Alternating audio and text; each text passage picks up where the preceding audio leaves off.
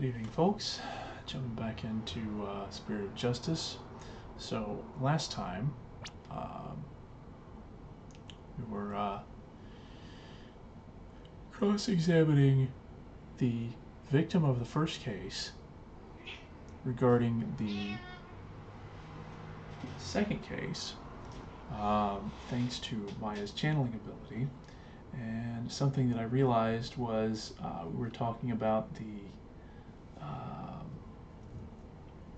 alarm in the rebel hideout that was supposedly the giveaway, but he mentioned that it was turned off and that he heard some distinctive taiko drums in the intro, which this trial's gone far too long. Come on, hey, you're the one whining for attention. Get up here.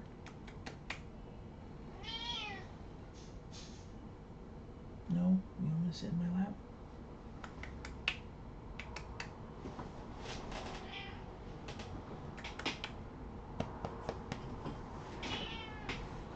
I don't know what you want.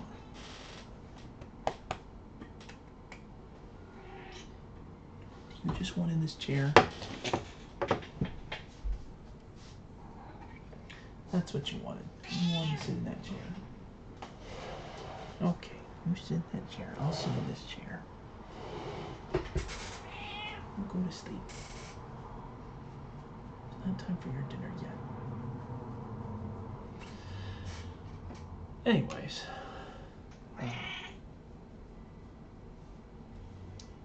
So, that made me realize something. So let's just hop back into it. This trial has gone on far too long. Shall we move ahead to the verdict phase now? By all means, and let us also return Abbot Envy's spirit to the Twilight Realm. Before I go, let me say a word to my darling wife. Objection!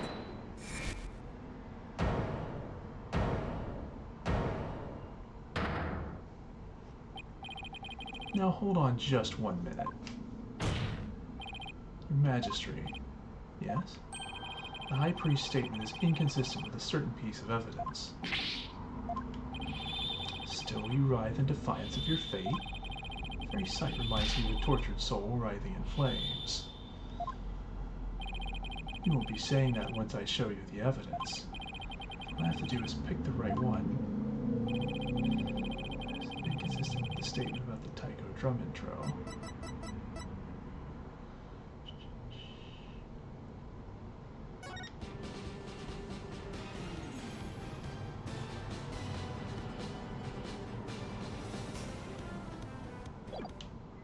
Guessing it's that one, because that will actually play the intro. I think I also know what it means, but I think we have to do this one first.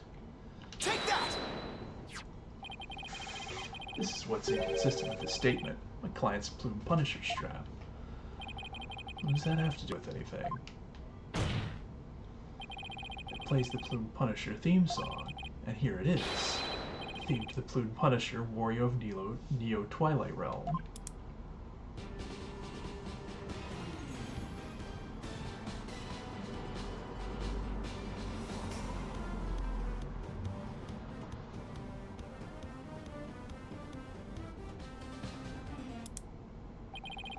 You see what I mean?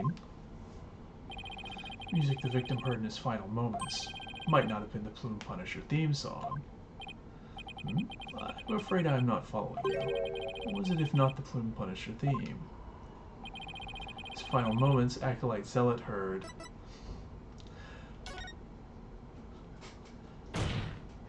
There are no taiko drums in the intro of the Plume Punisher theme, so what Acolyte Zealot actually heard in his final moments was the theme of the Steel Samurai, Warrior of Neo Tokyo.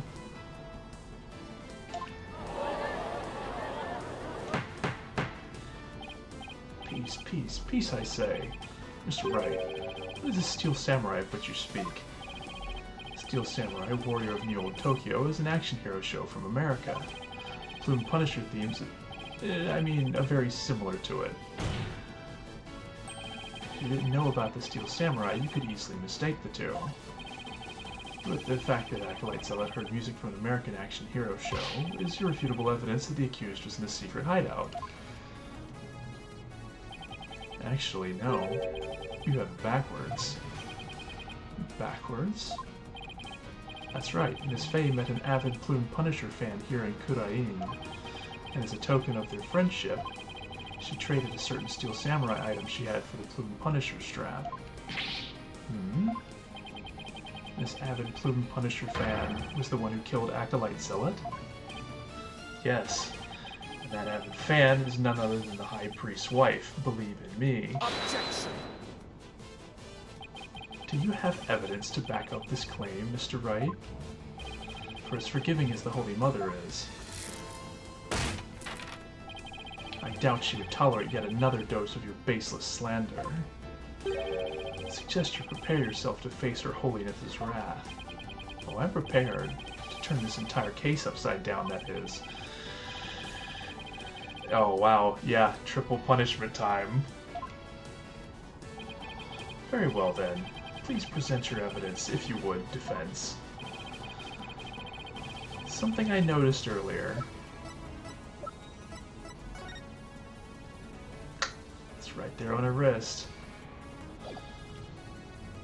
Take that! In the family photo.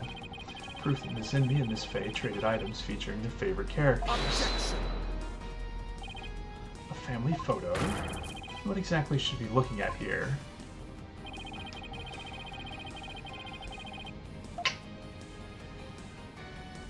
Take that! Your left wrist. You can see the Steel Samurai's trademark top knot right there. Yeah, he's sweating. Which clearly makes this a Steel Samurai watch.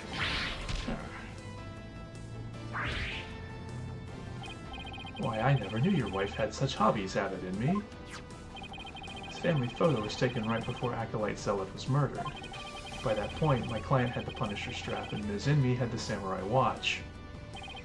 So what the victim heard in his final moments was none other than the sound of the watch Ms. Inmi was wearing. I wish to amend my testimony. What I thought were taiko drums was something else. My wife never had such a watch. It's the truth, I tell you. You must believe me, your majesty.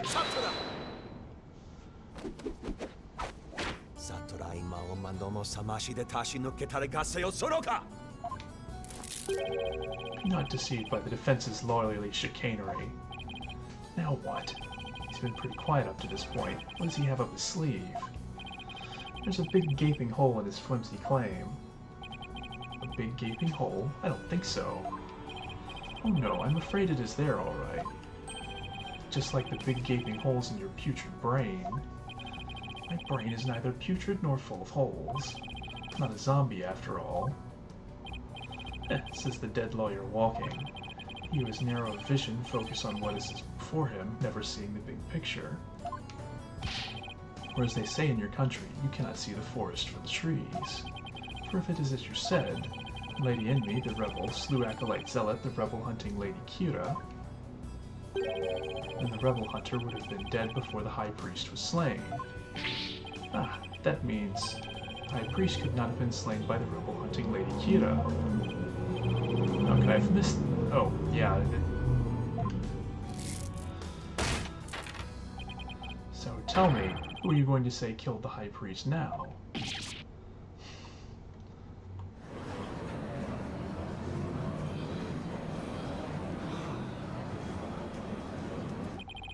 You finally understand the sheer size of the holes that riddle your putrid brain?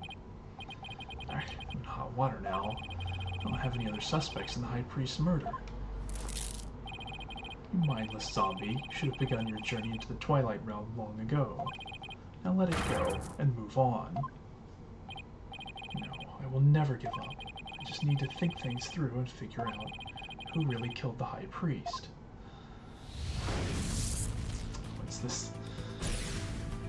Alright. I couldn't have killed the High Priest, yeah. The question is, who did? We get to the bottom of this by reviewing the events of this case in order. Okay. This could tell me something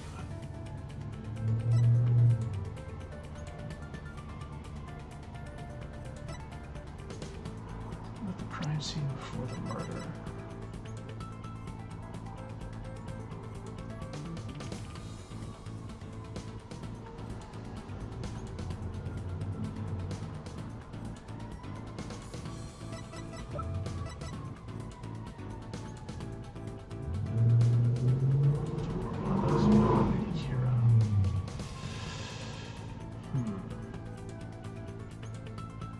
This wouldn't tell me anything about the crime scene, though.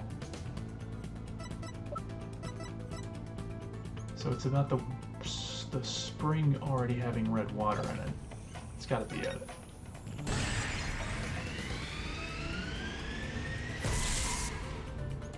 Okay, so we note this. So the spring is seen before the rite even began. Spring's already left the high priest's murder because of Zealot's blood. I mean, the priest hadn't been murdered yet, so...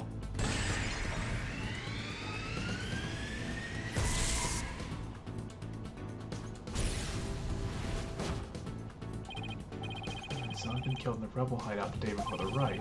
His blood had flowed in the spring. Wait a second, the high priest knew that Zealot had been killed in the hideout. So why didn't he report it to the authorities?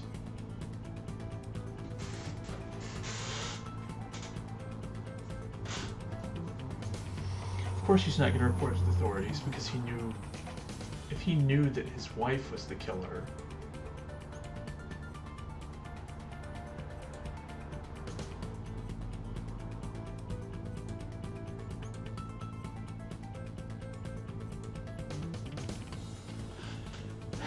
So he goes in the hideout. Maybe he discovers it. She's in there. She panics.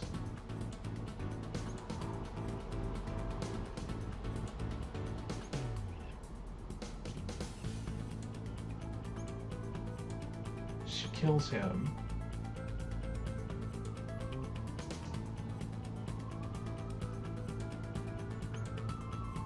Or maybe she was waiting for him or something. You know, either way, she probably figured he had shown up to, maybe he was, if he's a rebel hunter, then yeah, they're being hunted. So she gets lucky and actually kills him, unlike the other rebels who had gotten caught. He's also a rebel. He's not going to turn in his wife.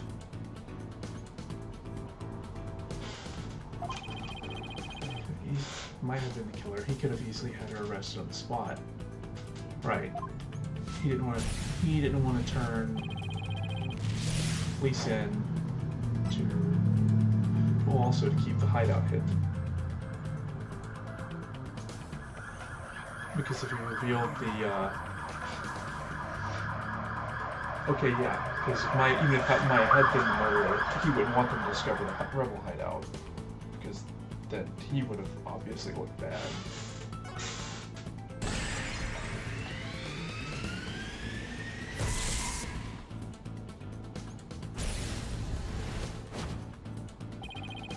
So that's murder. The authorities, yeah, would find out about the hideout, and they would presumably find out that he was a rebel, and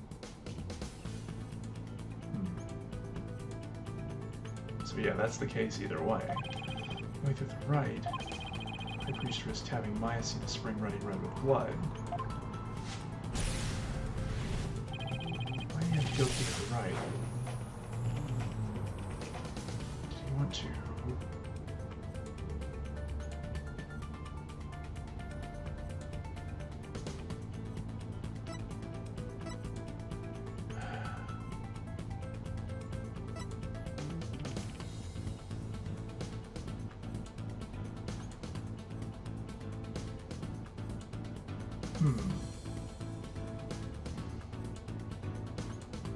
Did he plan on trying to make it look like Maya killed him?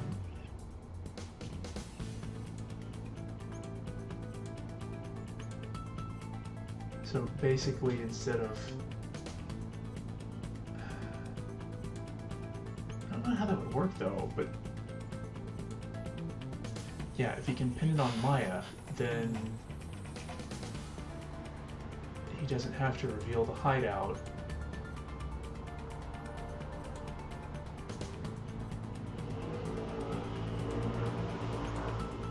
And if he can basically pin it on her outside of the hideout, then why did he die?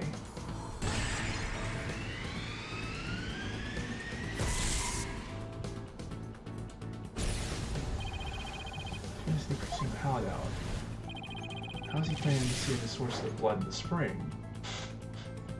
You see how the source of the blood in the spring? Couldn't have emptied it.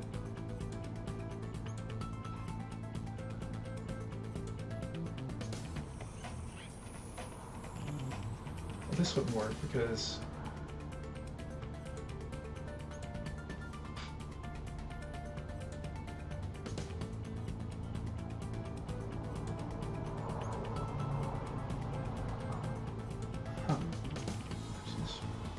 this wouldn't work.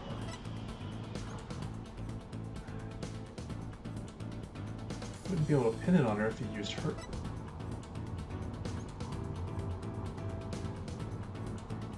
Huh.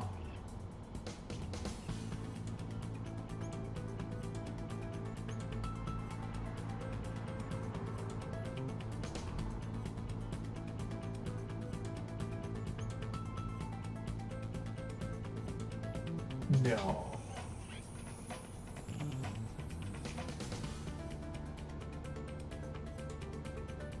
Okay, this seems crazy, but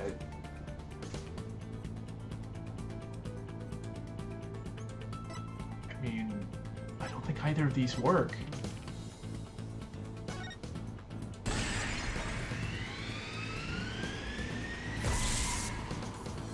Oh, wow. Zone. That was how he kept the rebel hideout a secret.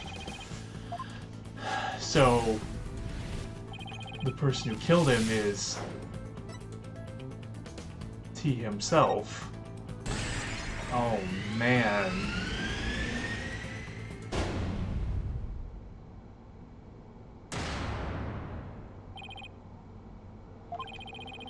To keep the rebel hideout secret. And if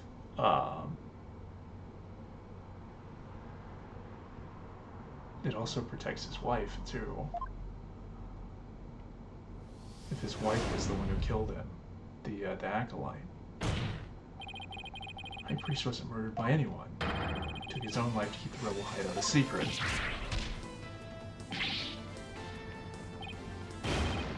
What's this?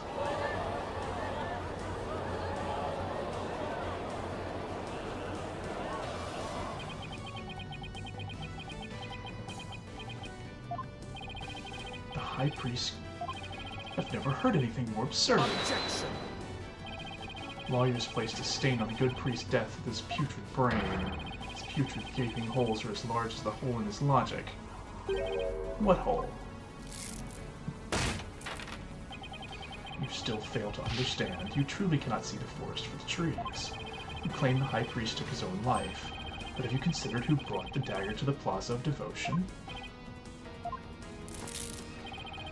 The High Priest was killed. The dagger was thrust into Acolyte Zealot's dead body. Was it done afterwards? Could it have been done before? Because wasn't the scarf wrapped around him? As Prosecutor Submati says, your claim is rather porous in its logic. Your evidence is too weak. You cannot prove that the High Priest took his own life to conceal the rebel hideout. Right. The dagger was impaled in Zealot's body. His body had been placed at the plaza the previous day. Zealot's body was already in the plaza the day before the raid. But what if the dagger was also already in him at the time? Yeah.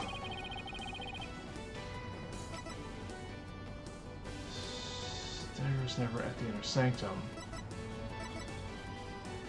Oh. Yeah, the dagger wasn't what killed the High Priest. So it was there the whole time. Something else killed this guy. And we established that the... Okay, yeah, I think I know what this is. What is it? There's no need to move the dagger. It had already been stabbed in the Acolyte Zealot's body the day before the riot. What? So that means... What does that mean? It means the dagger wasn't the weapon that took the High Priest's life. Objection. The dagger actually didn't kill anyone. No weapon was ever found in the inner sanctum. If you will not listen to reason, then I insist you prove your assertion. Show us what you believe the real murder weapon to be. It's, double trouble. We pulled this trick once already. Why not do it a second time? Take that!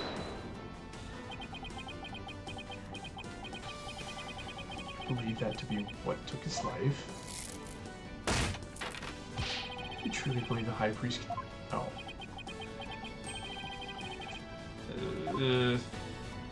Okay.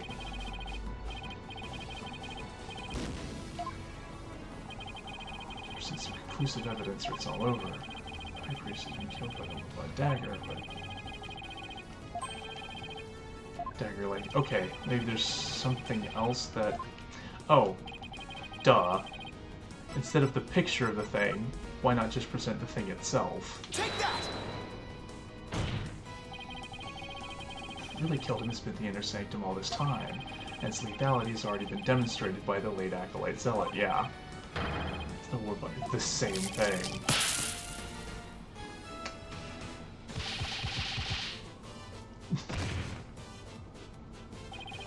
You believe that that statue claimed both victims' lives? Would you care to chime in, Abbott and me? No, he lies. Pay him no heed. Why, it's...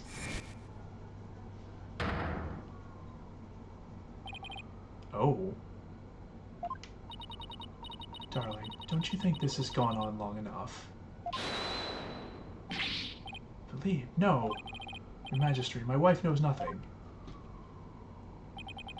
Please, Abbott and me, let your wife speak. Now, Lady Envy, please continue if you would.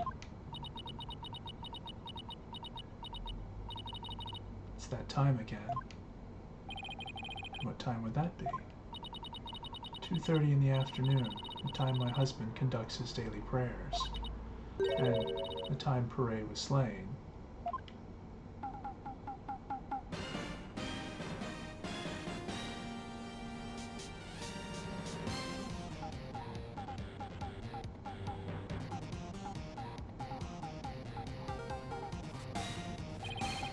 That sound, it's Steel Samurai alarm. I too like to pray at the same time as my dear husband, so I set an alarm to remind me each day, but I had no idea it would come to this.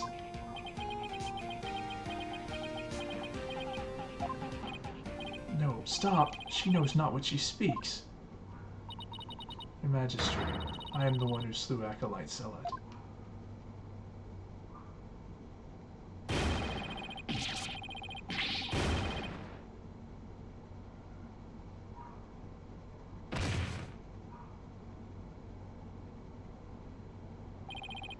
Abbott, Bailiff, summon a physician at once.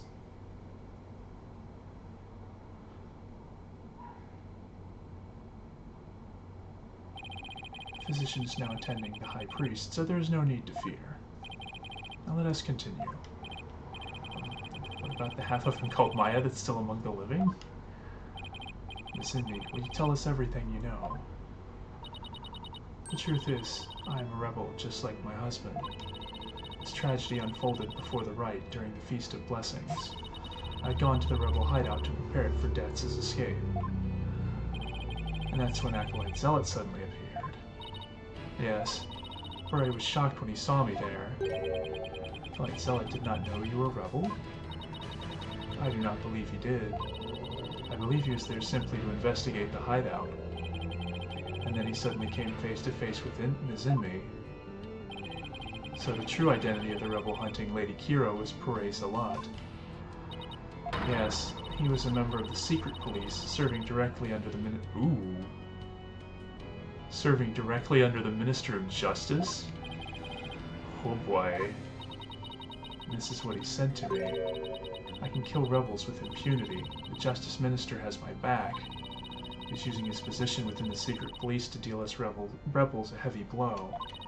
But murder sanctioned by the Crown is still murder.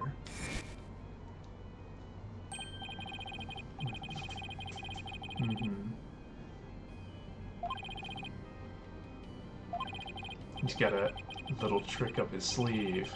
Yeah, the secret police committing murders under the table for the state. Uh-huh.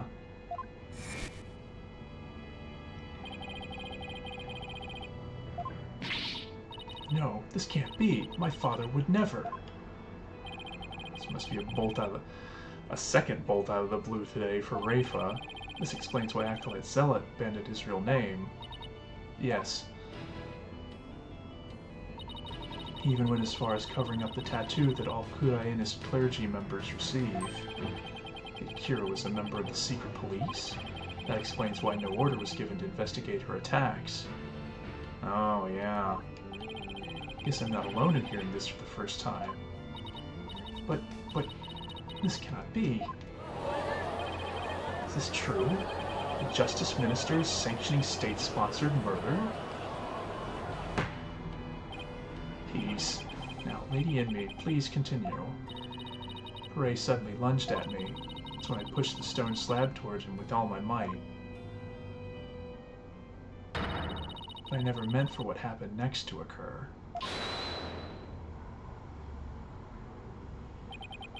Allow me to take it from here. Are you sure you're alright now? I'm sorry you had to see that. But you need not worry about me. I am already dead. Please, we need to know what was so important that you would take your own life. After I learned that my wife had accidentally slain Salat, I chilled his body with snow to make it seem as if he died more recently than he did. Then I later moved it to the Plaza of Devotion and inserted the dagger into his wound. The plaza was empty at that time, for it was before prayer time had started. Finally, I placed his body in the prayer pose, knowing that no one would notice anything was wrong until the rite had concluded. It is perfectly plausible that no one would disturb him if he seemed to be praying. We do treasure our prayer time, after all. So, you admit you tried to pin this crime on Maya Fey? Yes, this was all my doing. I never told my wife of my plan, for surely she would have tried to stop me.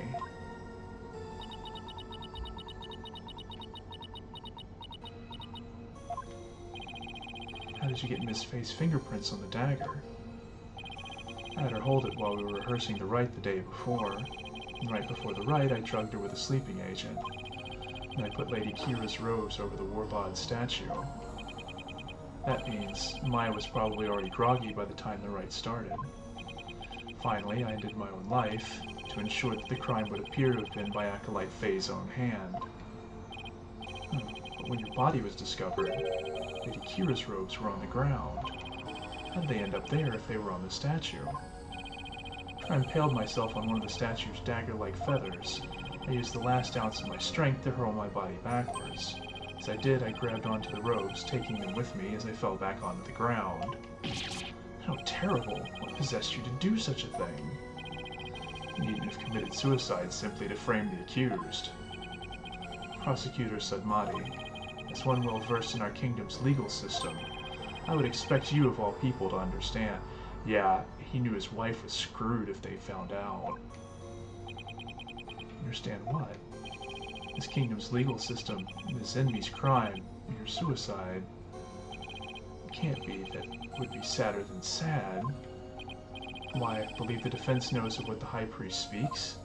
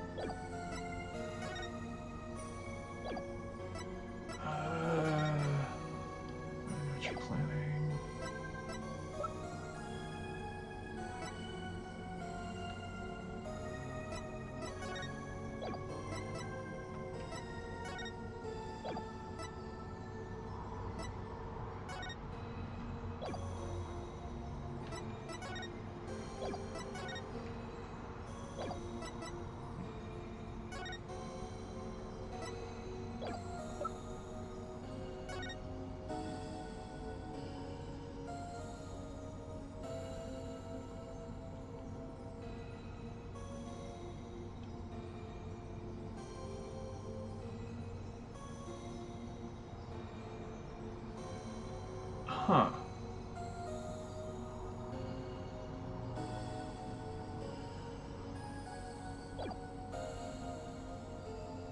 Is this an example of not only a terrible law, but one that's also badly worded? Because this is getting, unfortunately, more and more looking like a unfortunate example of real life. Take that! Defense Culpability Act. Circumstantial evidence supports Ms. Indy's killing of Acolyte Zealot in self-defense. However, it would be next to impossible to prove it without a lawyer. That's why the High Priest wanted to pin the crime on Maya Fey. I fail to see what that has to do with his suicide. In Kurain, the divination seance is the most important piece of trial evidence.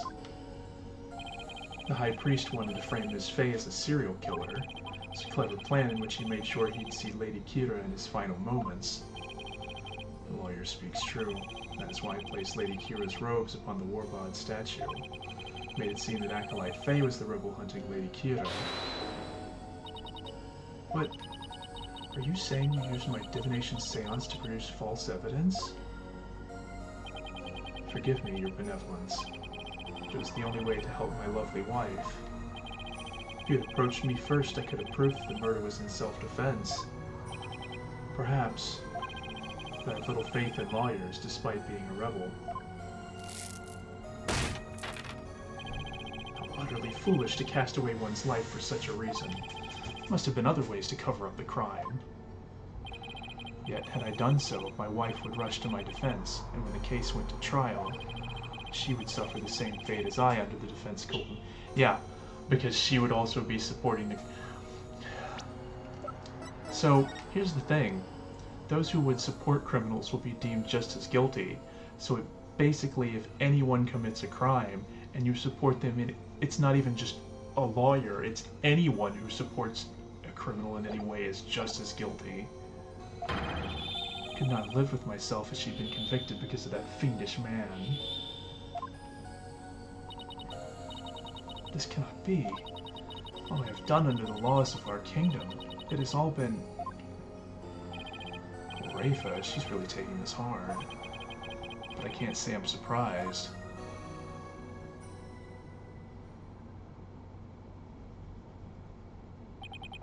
Mr. Phoenix, right.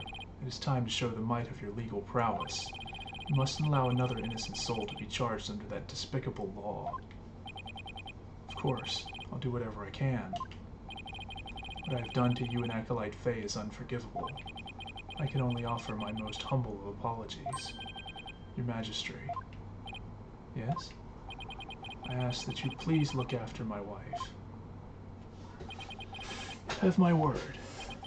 Your benevolence, it is time that I return to the Twilight Realm. The Magatama of Parting, if you please. Very well. Your benevolence, please allow me the honor. Yes, it would be more fitting for you to send him on his way. Miss Indy. Darling, I'm so glad I was able to see you one last time. Thank you for everything. I'm sorry to leave you like this, my love. But now you can watch over me from the world beyond. Yes, always and forever. And with every breath I take, my darling, I'll be thinking of you. Oh, man.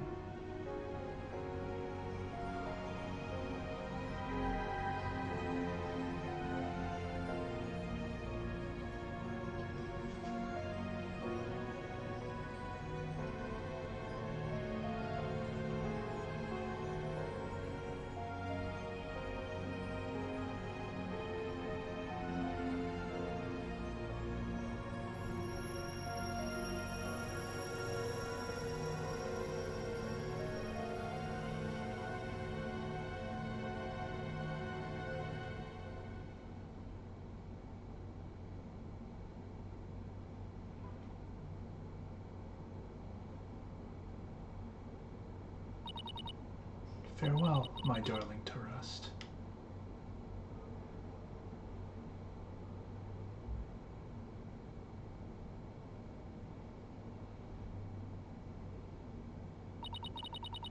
The High Priest has returned to the Twilight Realm. Maya! I feel great. I guess that means he didn't leave any regrets behind. Oh, but what about the trial, Nick? It's over. It was a sad reality born of love and a great tragedy born of the Defense Culpability Act. Well, I see no need to continue this trial. Does the prosecution have anything to say? Mr. Phoenix Wright, I owe a debt to you, one that I will pay back in court someday. Aw. I get the feeling that this guy is very... He's a little snotty, and he's very zealous, I guess one might say, towards his profession.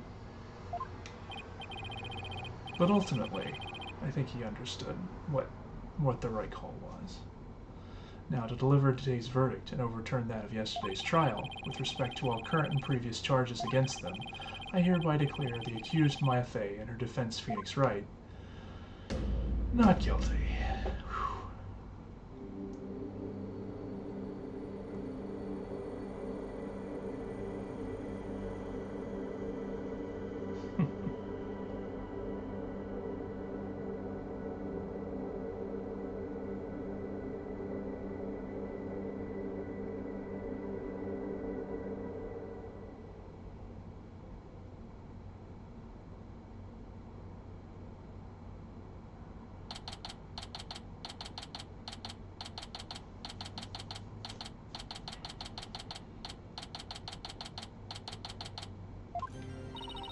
So, I was thinking, Nick, the legal system here is really stacked against the defense.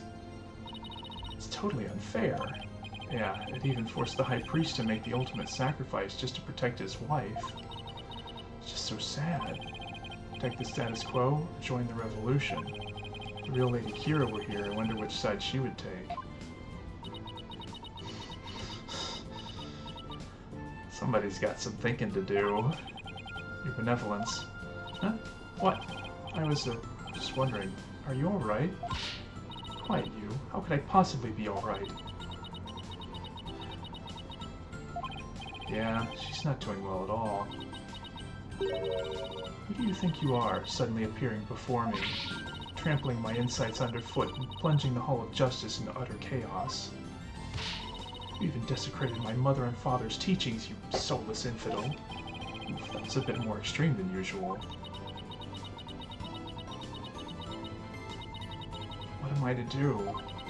I'd always believed that communing with the victim's Mitama would lead me to the absolute truth. But each time you overturned my insights, it was revealed that they served to support false charges rather than the truth.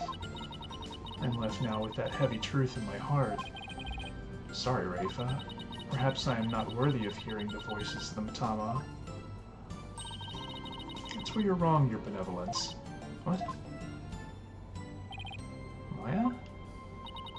How dare you? Your role is to bring forth the voices of the Mitama into our world.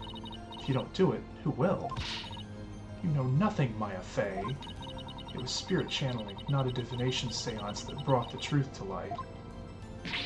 How dare an outsider like you employ the Queen's secret art? But what can I do? My spiritual power does not even approach yours. Is it not a cruel joke, the royal priestess bested by a lowly outsider? Don't be so hard on yourself. Why not? It is worth at least a laugh or two. You shouldn't talk like that. Huh? Listen, your benevolence. You were just fulfilling your duty, weren't you? And you're the only one capable of performing the divination seance, right? The station of royal priestess is not something to abandon lightly. The station of royal priestess? People of your kingdom believe in you, but if you really mean all that you just said, then what are they supposed to believe in? You know not of what you speak. Actually, I kinda do. After all, I'm only here training so I can become the master of my village back home. A village master, you say? I did not know. Seems I owe you an apology. For even today, I called you a neophyte practitioner. It's alright, your benevolence. Thank you for finally acknowledging me. A future queen and a future village master. I guess it shouldn't be a surprise, considering they may have had a common ancestor. Maya's right, your benevolence. Barbed head? Your insights were a crucial piece of evidence in this last trial. It doesn't matter if they weren't always 100% accurate. You should be proud of what you did. You played an important role in assuring that justice was served.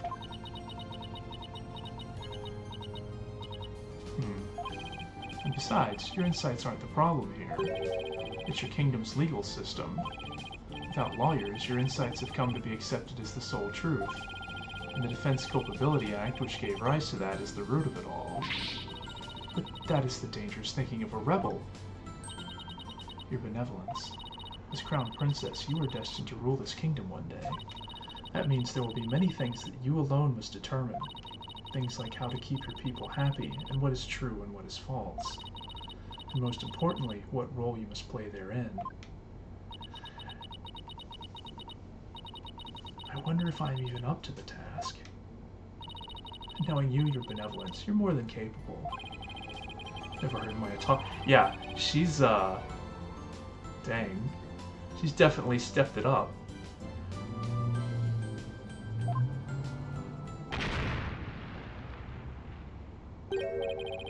What was that? Came from the hallway. Smoke, we'd better go check it out. Hurry. Miss Inmate. Mr. Wright, Acolyte Faye, I'm so sorry for what transpired. You were almost sentenced to death because of me.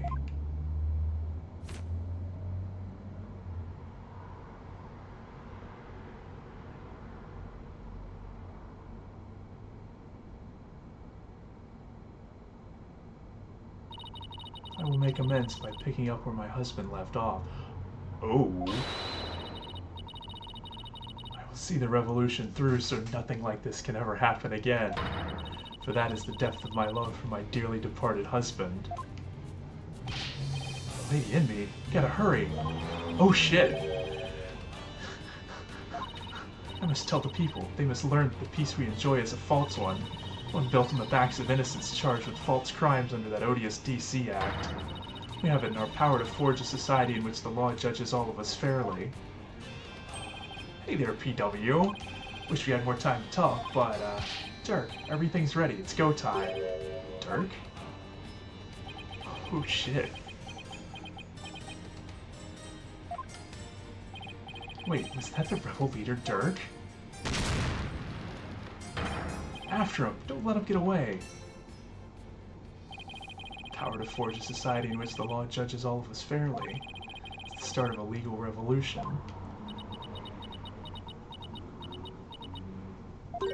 Hey Nick, I hate to bother you while you're lost in thought, but I just got this great idea. What is it? Steel Samurai versus the Rebel Dirk. I bet it'd make for an awesome TV show. Damn it, Maya. We threw the Plume Punisher in there, everyone would go nuts over it. I'll never get what she sees in those shows. But it's good to know that no matter what happens, Maya will always be Maya.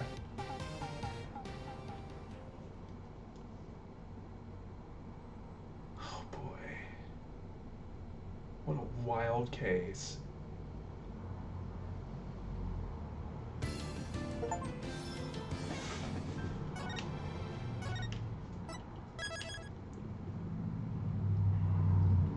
Well, we still got a little time. I think we can start on the next one.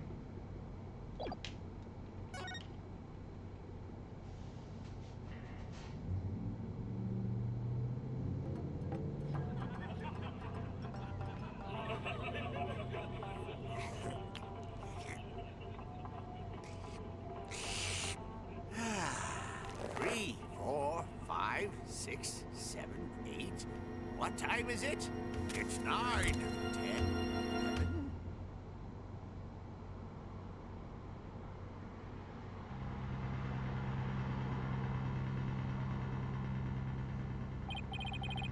Shisho's dead? No. Do you think he did it? Oh no. If he did, what do we do? Hey, pull yourself together. Don't worry, I have an idea.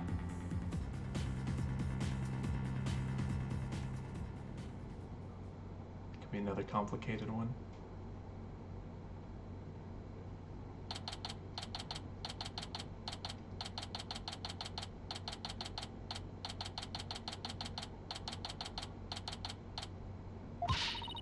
The heck? Brings a defendant to his own trial late. Plus, the request was so last minute I didn't even have a chance to talk with my client. He's late for a very important date. My name is Athena Sykes. Armed with analytical psychology and a full arsenal of legal know-how, I'm a fully competent defender of the Right Anything Agency. But I wish my client would show up already. The trial's about to start. It appears we made it just in time. Where have you been? Trial's about to start, Simon. Hey! Needn't get so worked up, Athena. His baldness can wait. There's no way he'd wait for me. And besides, why would I want to start off on the wrong foot with him right out of the gate? Dealing with such matters is part of being a lawyer, if I'm not mistaken. Yeah, well, covering for your lateness is not. Still but a rank amateur, I see. Simon Blackwell. You might not look it, but he's actually a prosecutor and a psychology specialist. He and I go way back. As for our shared specialization in psychology, we're both disciples of the same person, so to speak, but he's kind of my senior, I guess. With twisted sense of humor or no, I wish he'd stop treating me like a child all the time. So, where are Wright don't know and Justice don't know? Mr. Wright's abroad and Apollo is helping Trucy with her magic show. Didn't I tell you? They're what? So neither one of them are here, leaving you to take this on alone? Yep. Ye gods. Call Wright don't know back. It's not too late. Oh no, not too late at all. He would only need to know how to teleport. It's very well. Then I will settle for Justice Dono. Go grab him by the horns and drag him here. Apollo is literally in the middle of a show, Simon. You may not want to admit it, but I've got what it takes to take on this case. Just leave this to me and go watch from the gallery. As your defense derails in spectacular fashion. No, as I win the heck out of this trial. Oh man, is Simon gonna be my backup buddy? Oh, I like this trial already.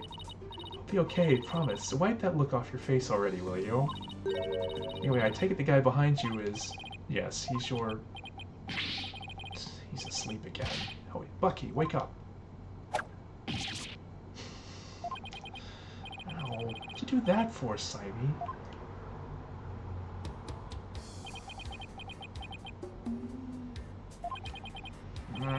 Who's this yeller chickadee? This guy's half asleep. He's your lawyer, such as it were. I'd say she's more green than yellow, however. Lawyer? She sure doesn't look it, does she? Is she like your fellow apprentice or something? Something like that.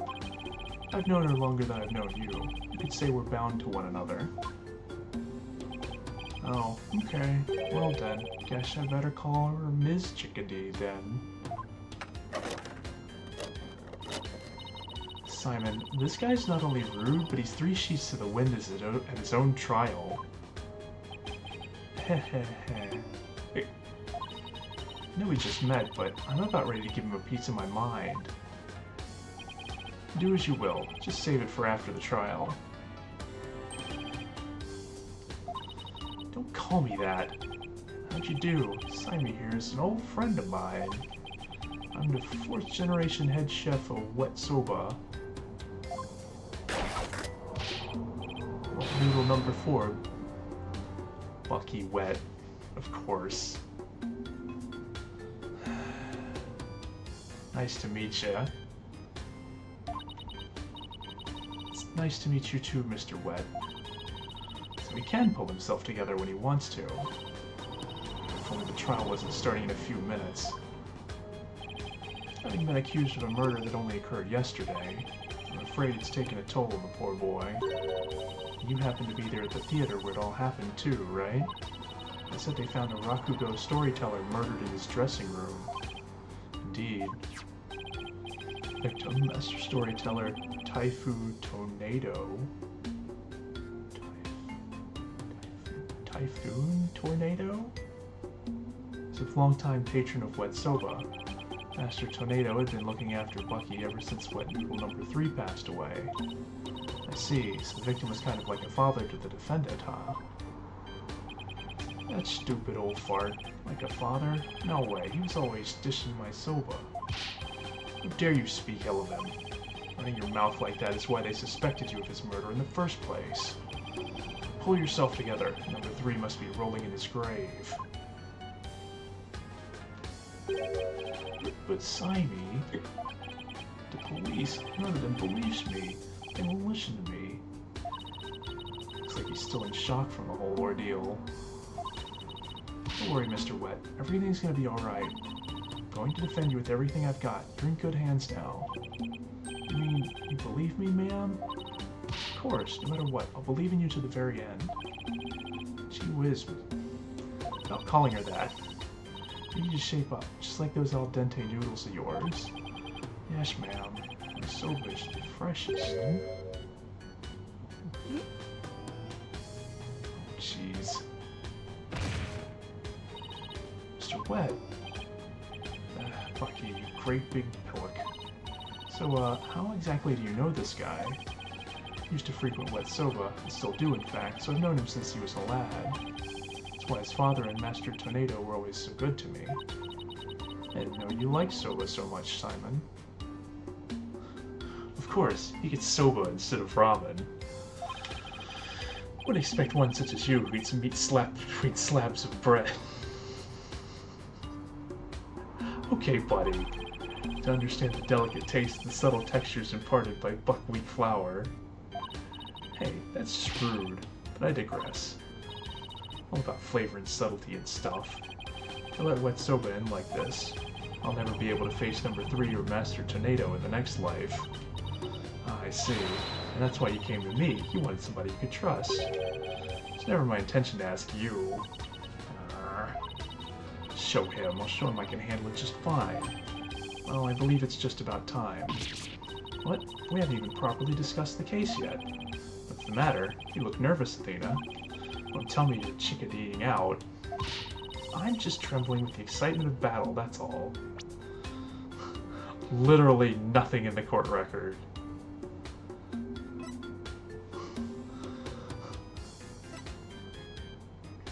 5 years of base routines. He has 2 disciples under his troop. Fourth head of Wet Soba. Oh boy. Yes, let's do this. Come on, Mr. Wet. Get up off the floor. We've got a case to win. Yes. I'm gonna do my best. Wet Soba, Wet Soba, Wet Soba, Wet Soba, Wet Soba. Yellow, 2 bowls of noodles? Sorry, sir, no can do. Kinda busy at the courthouse. Huh? They hung up. Okay, let's do this. He's not going to do himself or his case any favors like this, Simon. Maybe we should let him go get some rest somewhere. Rest? Maybe if I were a lump of regular flour dough for udon noodles. Fresh like my soba. You don't let soba dough rest. It's all about the 3 freshes. Grind the buckwheat seeds fresh, cut the dough fresh, and boil the noodles fruit. There he goes again. Oh man. He's blacked out. Oh boy, I just knew something like this would happen. Simon, what are these 3 freshes of soba? Groats. First, buckwheat seeds or groats are ground to make buckwheat flour. The dough made with this flour is cut with a large rectangular knife in the noodles. Finally, the buckwheat noodles are boiled. Each step is done immediately, one after the other, so the soba is fresh when eaten. Oh, so that's what he meant. Wouldn't want him to make me any soba right now, though, that's for sure. I think he needs to be a little more soba before he, does it. Wah, wah, wah. Yeah, this is no time for idle chatter. You need to get into the courtroom now. Just remember, as a prosecutor, I will be unable to lend you a hand. Aww. so don't expect any help from my quarter. There you go, treating me like I'm incompetent again. For your information, I wasn't planning on asking you for help anyway. Just you wait, Simon. I'll show you. Why are people setting off fireworks? That's right, Apollo may not be here. That's alright. I can do this on my own.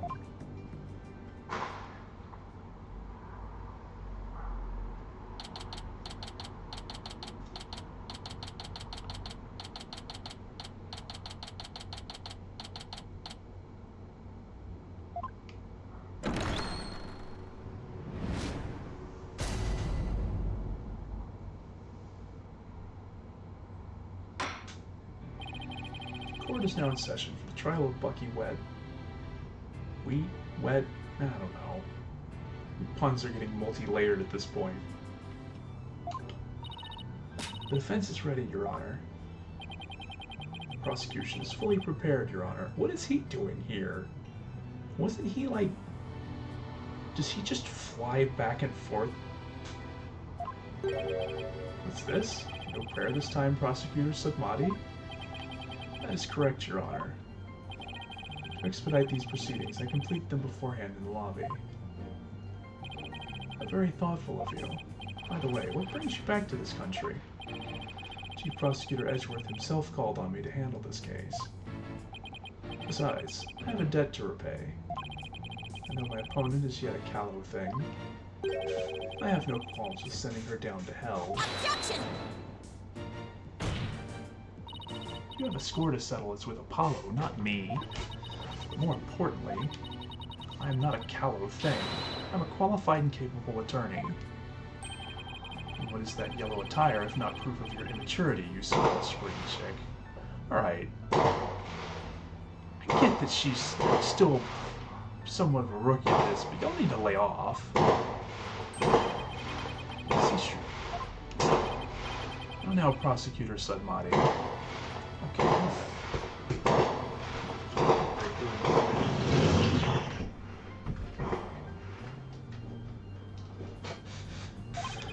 She's still only a teenager. Please go easy. Great. Now even the judge is giving me the kid treatment. Very well. Shall we begin, Your Honor? Yes, I suppose we should. Now then, Prosecutor Sudmati, please give your opening statement. Show them what I can do. They'll be sorry they underestimated me. Certainly. The last rites of the victim commence. The incident is believed to have occurred at around 4 p.m. yesterday, May 12th, at the Storytellers Theater called Kuru Kuru Te. The victim was a great master of the Tornado School of Rakugo, or comedic storytelling. His name was Taifu Tornado. I keep wanting to say just say Typhoon Tornado. The scene of the murder was the theater's dressing room.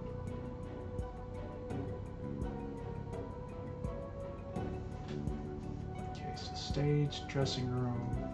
There's a yard with a dog. Staff entrance. Okay.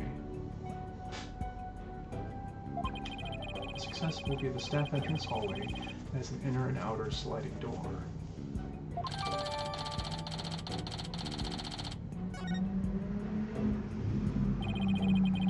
Estimated time of death is between 2 and 5 p.m. Something going on the table there? Some noodles, let's get a drink. He's watching TV at the time. There's something with his...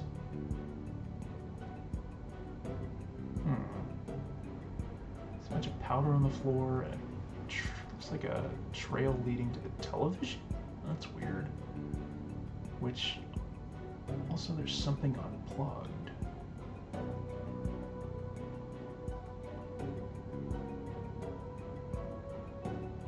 Looks like the fridge is plugged in, but the TV isn't. What the heck happened here? Cause of death is suffocation, though how the victim suffocated is yet to be determined. Autopsy found nothing unusual in his lungs or stomach, and there is no murder weapon.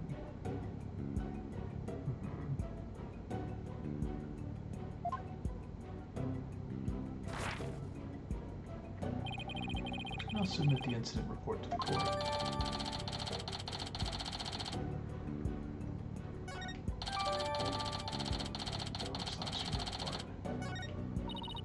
Prosecutor Samadi, how can you name Mr. Wet as the culprit? You don't know how the victim was killed, or even with what.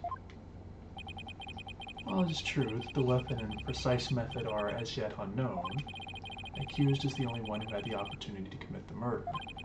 I'll explain this assertion in further detail as we continue. I guess this means he has some kind of evidence to present. Now, would the accused care to plead his case? Come to think of it, where is the defendant, Miss Sykes? Sorry, Your Honor, but I'm afraid Mr. Wet isn't feeling very well and is resting in the infirmary. Surely it is the lack of a clear conscience that impedes him from facing this court. Great, starting off on the wrong foot already. Mr. Wet is the head chef of a soba shop frequented by the victim. On the day of the incident, Mr. Wet went to the theater at the victim's request. Typhoon Tornado was a connoisseur of soba. As you can see in these photographs, he was apparently making soba himself in his dressing room that very day. Soba found at the scene is likely the soba he himself made there. Liking soba is one thing, making in a theater dressing room's a bit much, no? Master Tornado truly had a passion for soba, didn't he? For a man like that to be murdered by a soba chef is simply unthinkable. And yet, the accused had ample motive, for in the victim's safe we discovered the deed to the accused's shop. Mr. Wet was to inherit Wet's soba when he lost his father recently. However, it's believed the victim stole the shop's deed during the transfer process. The prosecution believes the accused killed the victim in order to get the deed back.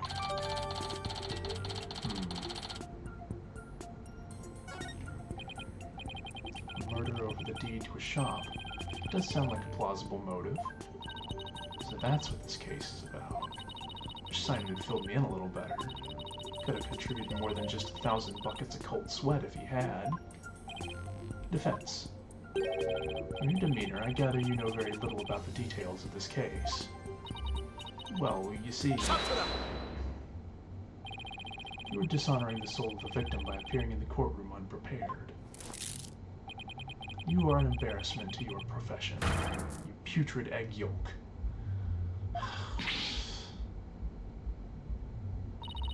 I'm sorry, Paul was a red pepper and now I'm an egg yolk. I've only just started and I've already been demoted from spring chick. I'm ready to call my witness, Your Honor.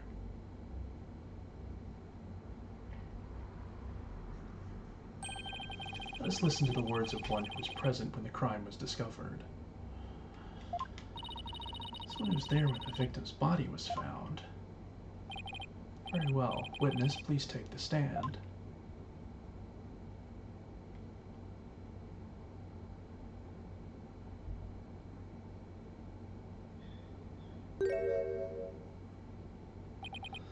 Witness, please state your name and occupation. Simon Blackwell, prosecutor. Oh no. Prosecutor Blackwell, you didn't tell me you were going to take the stand. There simply wasn't time.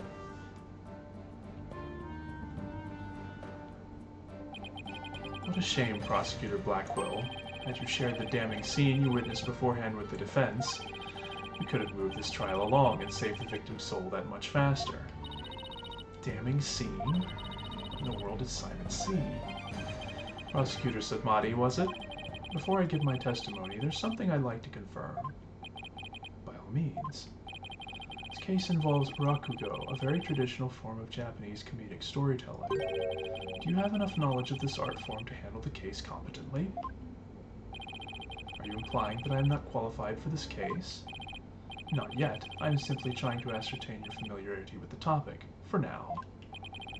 The prosecutor's duty to learn the background of any case he takes on.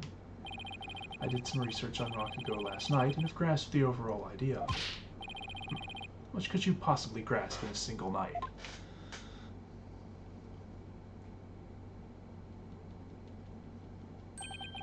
Rakugo is a form of entertaining storytelling that originated in the land of Japan. In it, the storyteller sits alone on the stage with only a fan and a towel. Okay, so the Rakugo artist tells long, whimsical stories, giving each character a distinct voice. This traditional art was originally invented by monks to take sermons more interesting. Are you satisfied? If not, I could explain the 12 types of endings to such stories. Or shall I perform the famous story of Jugamu instead? Ah, it appears you have put in a bit of study. Your acknowledgement is most welcome, Prosecutor Blackwell. I see why you are known for being quite thorough in your research, Prosecutor. Now, I would love to see you perform that story you mentioned, if you don't mind. If that is your Honor's request. Jugamu. Hold it! Your Honor, can we please get back to the trial? Oh, right, of course. I nearly forgot. Seriously? All the things for you to forget? Now then, back to the case. Prosecutor Blackwell, please tell this court what you witnessed. I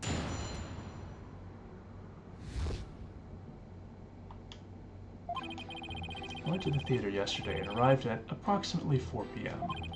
Went straight to Master Tornado's dressing room to say hello.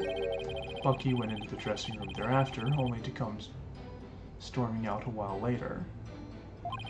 Master Tornado's junior disciple, Wendo... Wind? Apparently then entered the room soon after. That's when Wendo discovered Master Tornado's body. Now, wait just a minute here, Prosecutor Blackwell. With testimony like that, you're practically accusing Mr. Webb of a crime. All I can do is state what I saw. I can't help how it appears. But a qualified and capable attorney such as you should be able to dispatch with it, right? Well, yeah, duh.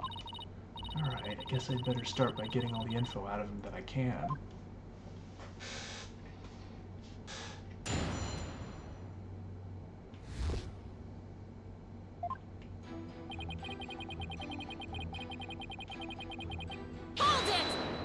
She's gonna ask, like, exactly what time? In theater for in the first place. I went because I had received an invitation from Master Tornado. Here, see for yourself. The special show commemorating his junior disciple Wendo's promotion. It was also an occasion to announce the boy's succession to the stage name of Wendo II. So what exactly does it mean to succeed to a stage name? You really don't know, do you? In the performing arts, a name succession is when an artist inherits a predecessor's name. I see. So there was another Wendo Rakugo artist before, and this disciple succeeded him, huh? And what exactly did your invitation say? It contained a simple letter of salutations and an outline of the show's program. Oh, appears Taifu Tornado was going to perform Tokisoba, or Time Soba. He's famous for his masterful pantomime of eating soba, using only his fan as a prop. And the Wendo was to perform Soba Sei, or Soba Glutton, a soba-themed show, I see. Seems you know a thing or two about Rakugo yourself, your baldness. The first to perform was the senior disciple, Geiru. Gale. Followed by Wendo. So we've got Wind, Gale, and Typhoon. And lastly, Master Tornado. Vegetation there at the court record. I see. So that's why you happened to be at the Storytellers Theater yesterday. So what happened after you arrived? Went straight to Master Tornado's dressing room to say hello. Hold it! And how did Master Tornado appear when you said hello to him? Went with the intention of greeting him, but ultimately we didn't actually meet. You didn't see him? Why not? Geiru escorted me to the dressing room, but we heard the sound of Rakugo being performed from within. Thinking the master was rehearsing, we decided to wait in the hall until he was done. You heard Rakugo being performed in the dressing room? Yes, not just me, but Geiru as well. In other words, you can confirm that the victim was still alive at around 4 p.m. That's not confirmation. Couldn't hear him clearly through the doors, but I'm sure it was Master Tornado.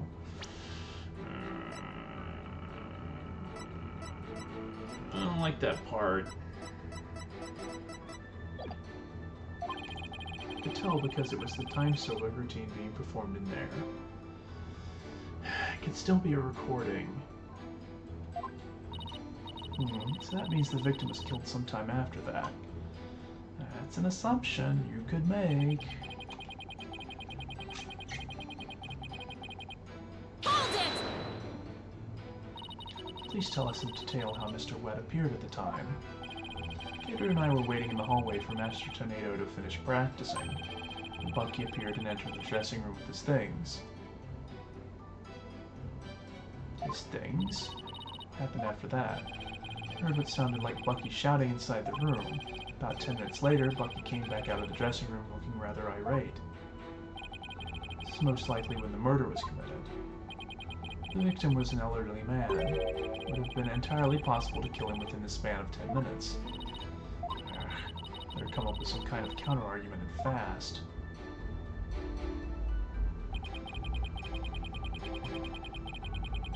Apparently then entered the room straight after. What do you mean by apparently? Didn't you see him go in? No, I couldn't. I wasn't able to see the dressing room door from where I was standing at the time.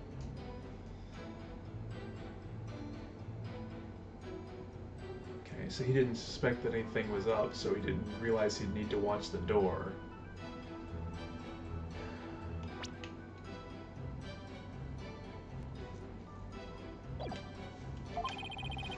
But Gayru was right in front of it, so I'm sure she saw it all. I see. And why do you suppose Wendo went to the dressing room anyway? He'd just finished his routine, so he was making a courtesy call. The disciple was to pay their master respect right before and after each performance. And all disciples are expected to do this? Yes, it's common courtesy among Rakugo artists. I see. Could you tell us what happened after Wendo went to the dressing room? Certainly.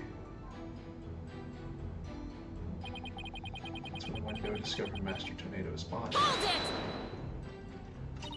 And how did Wendo act at the time? After Wendo had been in the dressing room for 2 or 3 minutes, he heard a scream from inside the room and Wendo came flying out. Did you hear any signs of a struggle at that time? No, just Wendo's woeful scream. I see. This is not looking good. Well done, Prosecutor Blackwell. Testimony has given us quite a glimpse into the sequence of events. Thank you, Prosecutor Blackwell. And now, please allow me to summarize your testimony. Prosecutor Blackwell and Gayru were in the hallway waiting for Master Tornado.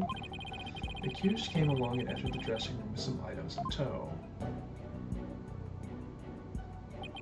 He was heard shouting for a time inside the dressing room. About 10 minutes later, he came back out of the room, seeming rather angry.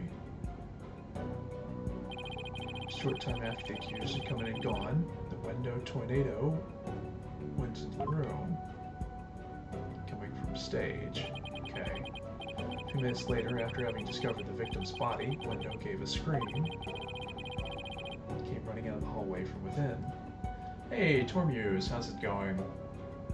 Appreciate the raid. Hello, hello.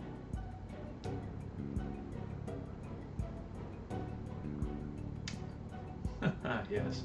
How'd it go with Turquoise?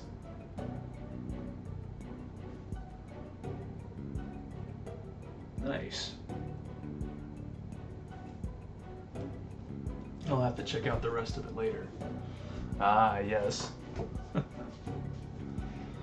Very cool, very cool.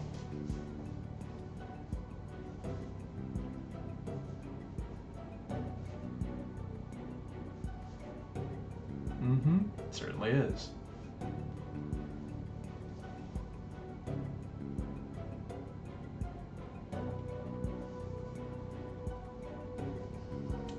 Yeah, so I know from personal experience.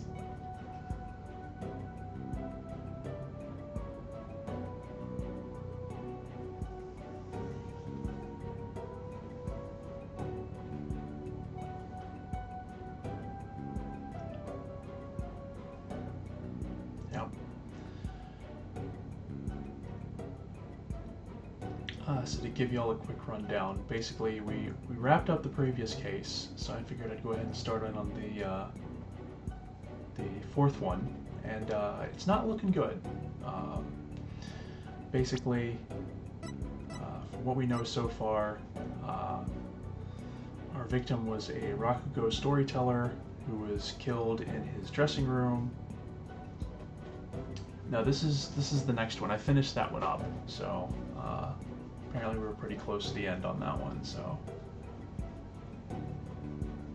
yep, this is Spirit of Justice. This is the 6th game in the series.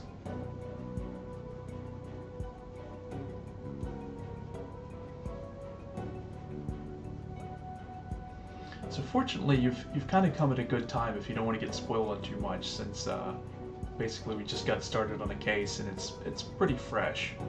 Not so far, I haven't seen too much of a connection to other cases. So, but yeah, we're actually playing as Athena in this one, and we're trying to solve this guy's murder.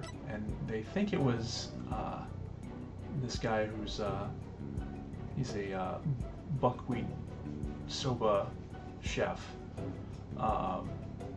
Things are looking pretty bad.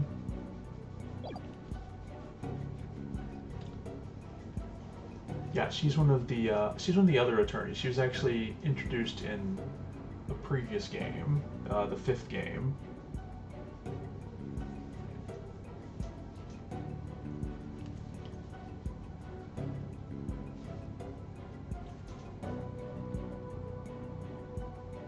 So she's like the newest rookie. Apollo's actually not even the rookie anymore. He's already got himself a junior partner. But he and Phoenix are both busy, so we're having to tackle this case on our own.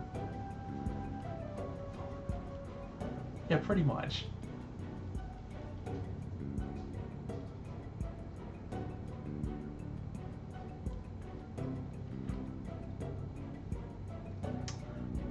Yeah, so things aren't looking too good because basically the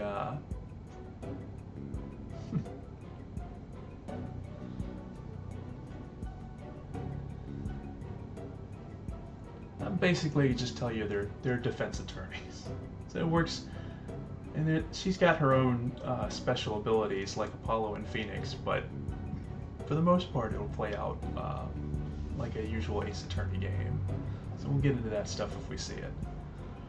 Right now we just have to get out of this mess. So he was killed in his dressing room, and there are 2 witnesses in the hallway, and our defendant went in, came out 10 minutes later, and then somebody else entered and was like, oh, this guy is dead. So, yeah. Oh, right. I think Apollo is the god of the sun, and Athena is the goddess of wisdom? Something like that. It's been a while since I've studied Greek mythology, so I don't think it's super important, because I don't think it's come up that often, other than, a few references or maybe a couple of jokes, but it is an interesting coincidence. It's also a spacecraft, which is funny because one of the previous games in which Apollo was involved also involved a spacecraft. So, but it wasn't the Apollo series. All this stuff takes place in like basically a mythological version of California/Japan. So, Greek mythology, unless it's picked up. Oh yeah, was there an Assassin's Creed in Greece? I don't remember. There's been so many of them now. Yeah, Japanifornia, basically.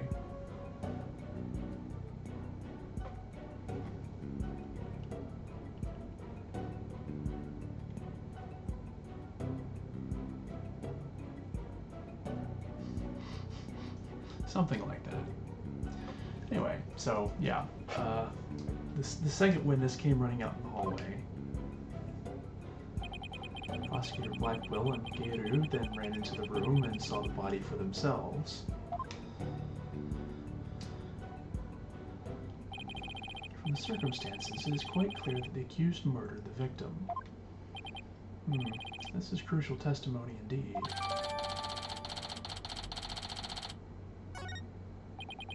Defense.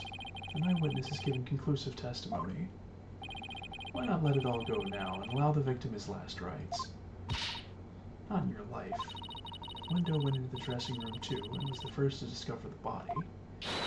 And who's to say he didn't commit the crime? Wendo was in the dressing room for a mere 2, perhaps 3 minutes. Could not have possibly committed murder in that time, nor without making any noise.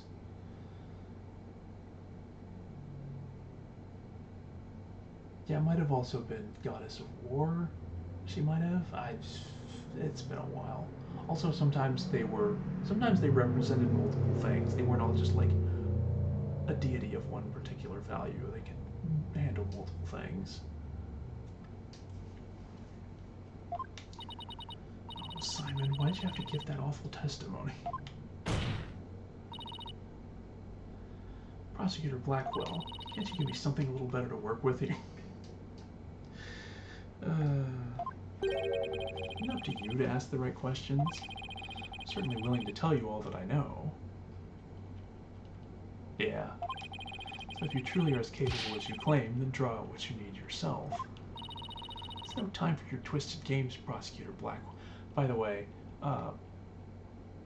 Blackwell, the guy in black and white, he is also a prosecutor. He was actually also the main prosecutor in the last game, but in this one he's actually a witness, so he's the one testifying but he still gets referred to as a prosecutor. Just admit you don't remember it all that well.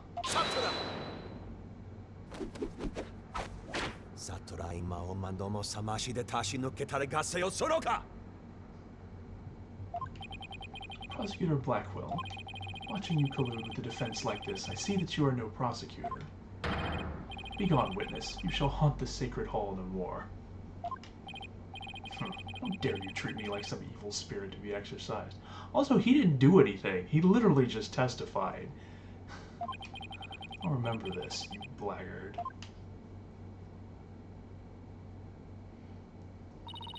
Don't worry, Prosecutor Blackwell. I've got this. When I have my way, he would not be the only one here to step down. Half-boiled, putrid egg yolk. No, object to the notion that I'm a gooey, smelly mess.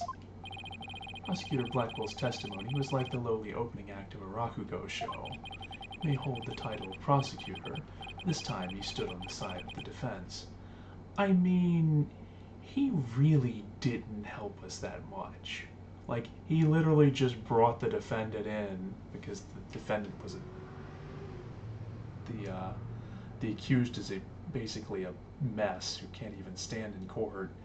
And then this guy is a bit of a butt. I'm just gonna say it right now. I don't think he's ultimately a bad guy, but he's kind of an ass at times. To restore balance to this trial, I would like to present an actual witness for the prosecution.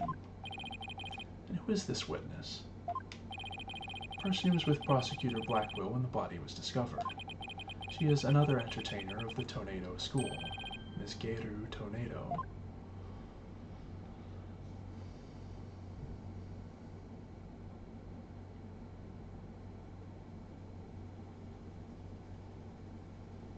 Okay, an actual clown. Please state your name and occupation, witness. Hello, everyone. I'm here to represent the Tornado School with a twisty twist twist.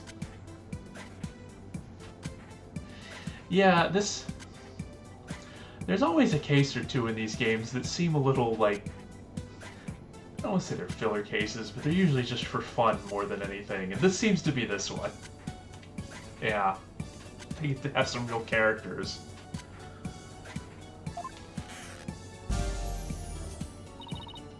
And balloon, there you have it, a stunning balloon hat. I mean, Rakugo is supposed to be a comedy act, so...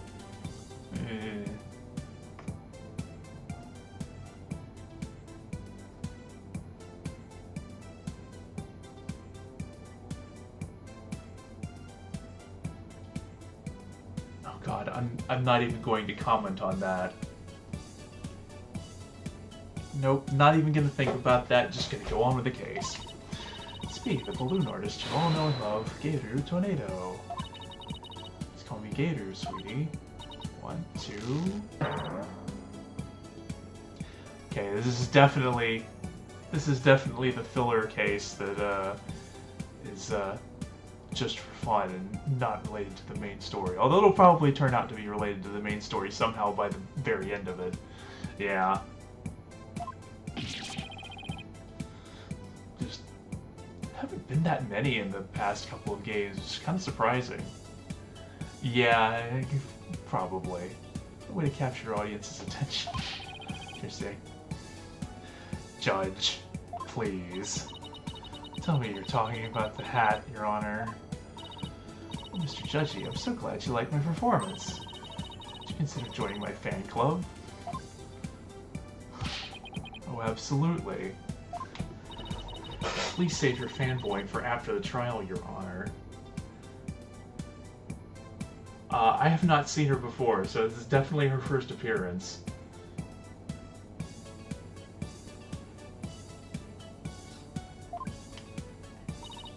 Anyway, Gator, can't help but notice, you seem awfully cheerful for having just lost your master. Of course I'm sad, but Shisho would scold me if I didn't put on a big smile. Never show sadness. Smile, smile, smile, with a twisty twist twist.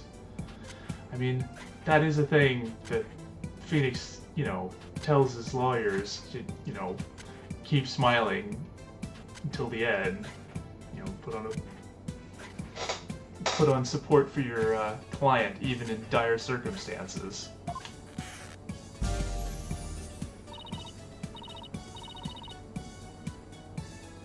Don't think he quite meant it like this, though. I see. I guess an entertainer's gotta do what an entertainer's gotta do. Balloon art's worse than a Rorschach test. All I saw was a severed monster head. Okay, that's kind of funny that I can actually see it now that I think about it. Peter, you're obviously a balloon artist. So how did you come to be a member of a Rakugo school? Yeah.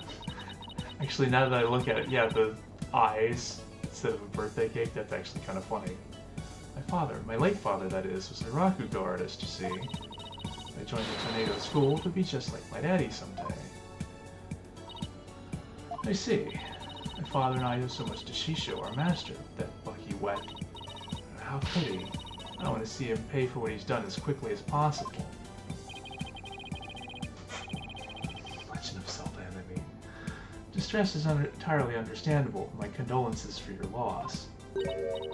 And not only that, but you have more to say about Mr. Wet? Every time he comes to deliver soba to us, he yells at me. Always tells me to get away. Is there any reason why he would say such a thing to you? He said the smell of my perfume will get into his soba and ruin it. Okay, fair. Like, how can he say that? It's a grape set. Yeah, but if you're a chef, you probably want your food to smell a particular way and probably not like perfume. How very rude of him. I don't blame you for being upset. Excuse me, Your Honor. Please don't let Gator's balloons bias your judgment. Wet has been proven guilty yet, remember? It'll be interesting to see how long that fire of yours will last, defense. Now then, Gator, please show the truth of this court. Testimony, please.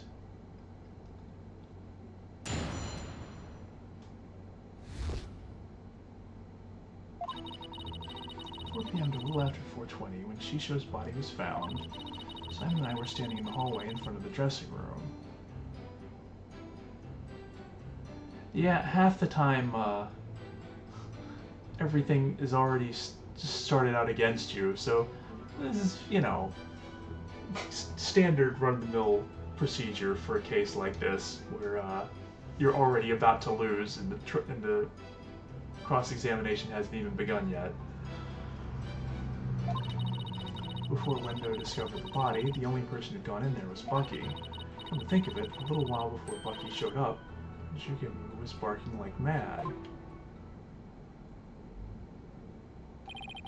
Prosecutor Blackwell, do you have any objections to this witness's testimony?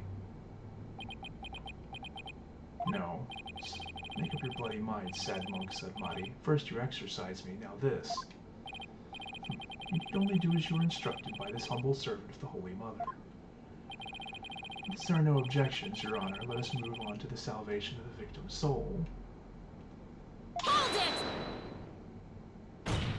Hey, I'm the defense attorney here, Prosecutor Sudmati, and I just might have an objection or two once I actually cross-examine the witness. So what are you asking Prosecutor Blackwell for? I'm the one you should be checking with. There's a passage in the sacred scriptures of Kurainism.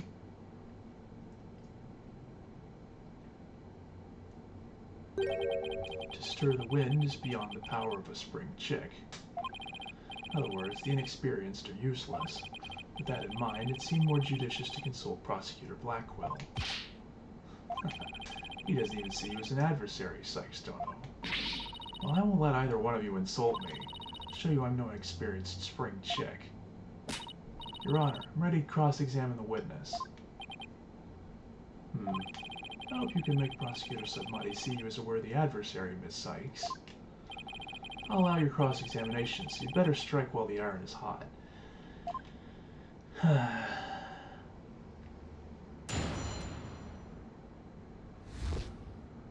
Rookies get no respect in these games.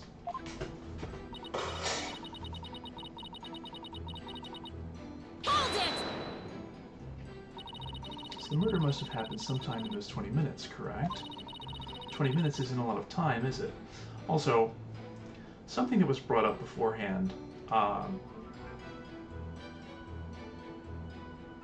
they didn't actually see him, the guy in there, before Bucky went in there. And I'm guessing it's going to turn out that he died actually much earlier, but that's an assumption. We'll have to see that play out later. But for the time being, we don't have any evidence that he didn't die between 4 and 4:20. I don't know. I mean, what do you want me to say? It's what happened, you know? Isn't that right, Simon? Yes, Gator and I can both confirm that Master Tornado still lived at around 4. Yeah, this is what I'm talking about. Because they weren't actually able to go into the room. They heard what sounded like him performing inside. I'm a little skeptical because, you know, there's always something happening in these cases. And it seems like a opportunity for there to be some shenanigans. But we don't have any proof yet, so... Let's see...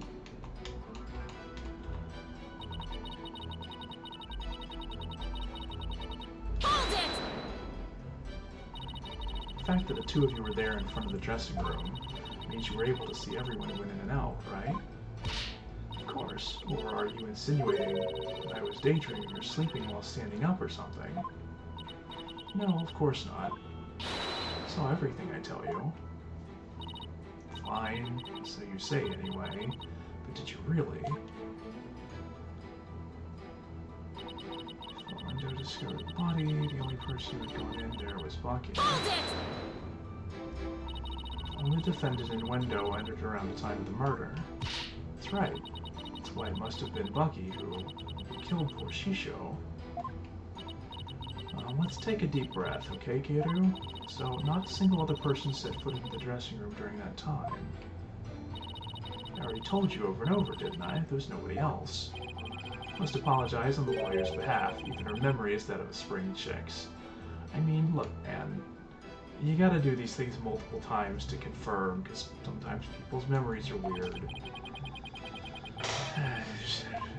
Yeah, whatever, buddy. What are you calling a bird brain, buddy?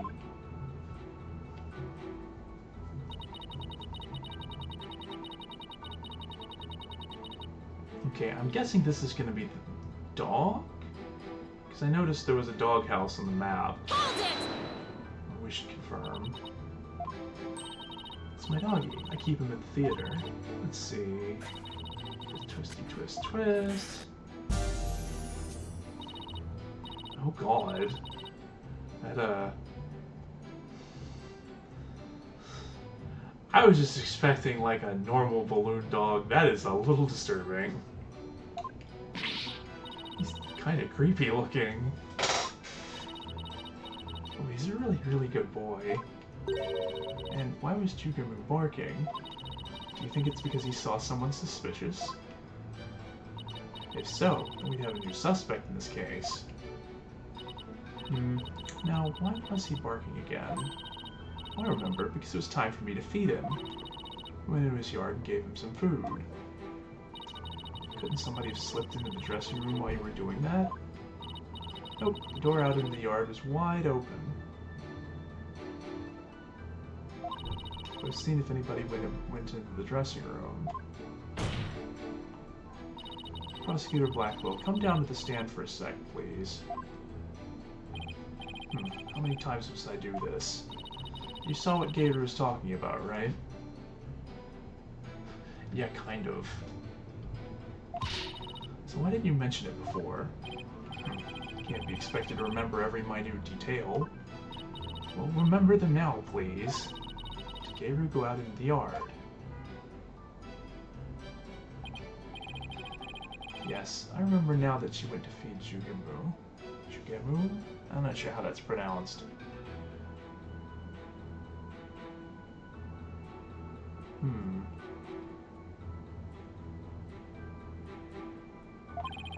I saw her looking towards the dressing room quite frequently as well. Do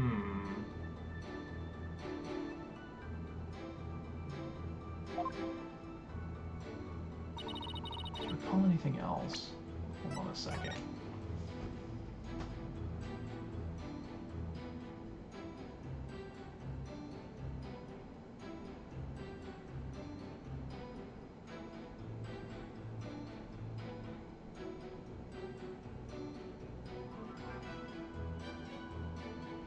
Okay, something is wrong here, because if that's how the door opens into the yard, if she was by the dog bowl, and that's the door enters to the dressing room, the door opens outward and towards the yard. So there's no way she could have seen the hallway and the dressing room from that point. And the angle is incorrect because assuming Simon was in the middle of the hallway where the window is, she wouldn't have been able to see the entrance from there either. So I think that's our plan of attack here. It's as though she were feeding the dog a great quantity of dumplings or something. Jugamu couldn't finish them all, so he buried the rest in a corner of the yard. That's about all I can remember. Looks like Gator was telling the truth. We'll see. Left at 420. Discovered the victim's body when after he left.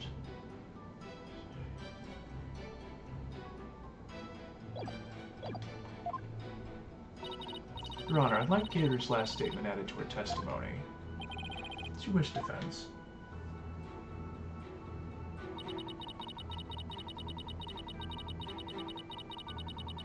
Hold it!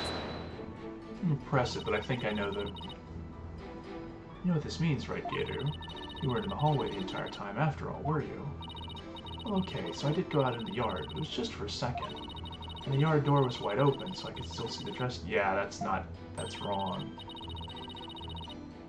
Door opens the wrong way for you to be able to see into the dressing room. You should stand again. What am I, a lady in waiting? You remember anything about the time Gator was in the yard? Simply that Jugamu buried the food he couldn't finish in a corner of the yard. That's about all I can remember. Thank you. I didn't really need to hear about the dog again, though. Maybe I wanted to hear about the dog. So Bucky in the dressing room, no question about it. Okay, so I think I've got this.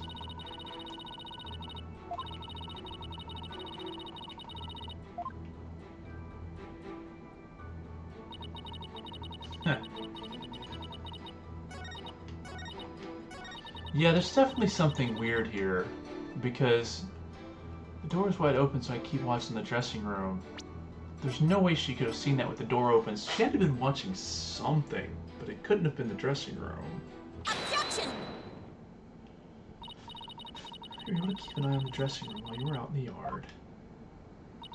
that correct? That's right. The door out in the yard was wide open. Sorry, but that makes 0 sense. Take a look at this diagram of the backstage area.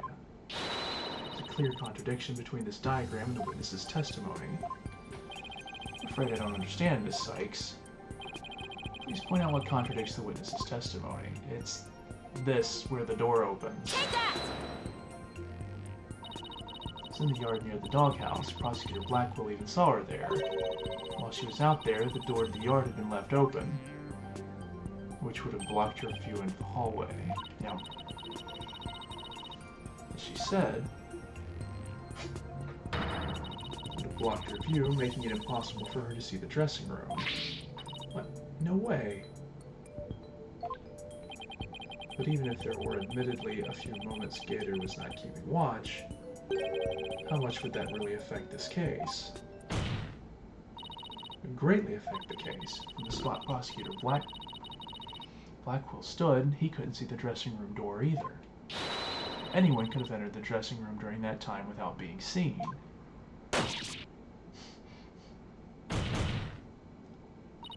Gator, why did you try to hide the fact that you weren't watching the dressing room?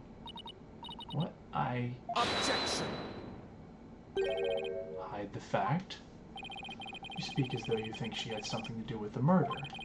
Rather than deliberate deception, it was more likely a simple oversight, right, witness? Well, I was so shocked by what happened, I was just confused, that's all. Even though she was trying to keep up a brave front as an entertainer, the truth is that she's being torn apart by grief. Welcome back. For a mind to be in turmoil is hardly unexpected. Yes, it must be very difficult indeed. To a disciple, one's master is akin to a real parent. Surely her shock is immense. The way this lawyer tries to pin the blame on this poor soul at the first opportunity. All I can say is, defense attorneys are heartless creatures indeed. But that wasn't what I was trying to do. Is it beyond your comprehension, defense? Your unskilled argument is scarring this witness even further. And if we ask the people of this courtroom, I'm sure they would agree. The gallery doesn't get a say in this. Are you afraid to find out that they think ill of you? That perhaps you were in the wrong? Listen to them now with that keen sense of hearing you are so proud of.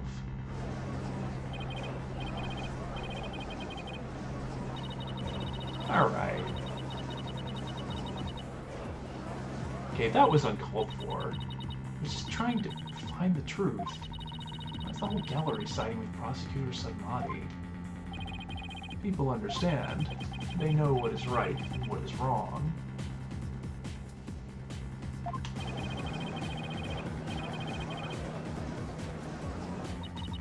I hear the voices of the gallery. I hear the voices of their hearts. It's so intense. I feel so alone up here, fighting by myself. Are you afraid, child? It is ludicrous to come to trial with such paltry preparation of the soul. I command you to leave this courtroom at once. But I can't give up. I have to. I have to keep pressing on.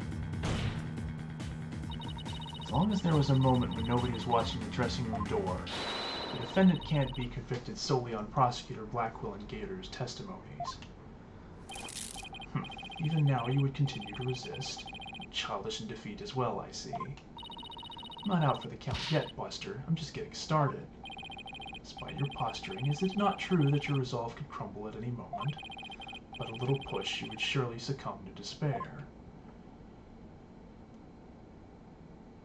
A little push such as with this piece of conclusive evidence.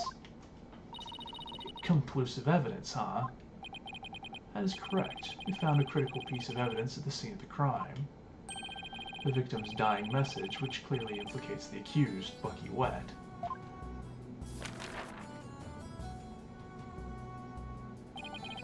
These Japanese playing cards, known as karuta, lined up on the table. Special English version karuta cards spell out a message. That message, Wet number 4. Yeah, because we've never had a case in which the dying message was fake before, huh?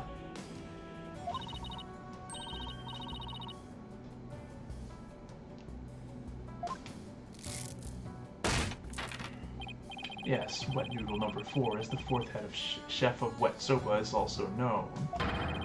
The message points to none other than the accused, Bucky Wet. Oh.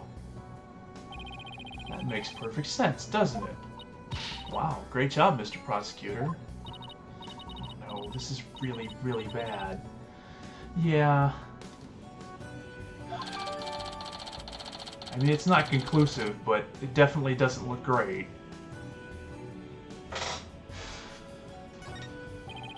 Do you still carry on your futile fight in the face of this irrefutable evidence? You can say whatever you want. We won't know until... It's cruel to give the accused false hope. You only compound his suffering. Yeah. Wise people of the courtroom, do you not agree? Alright, buddy, you need to stop pulling the gallery in on this.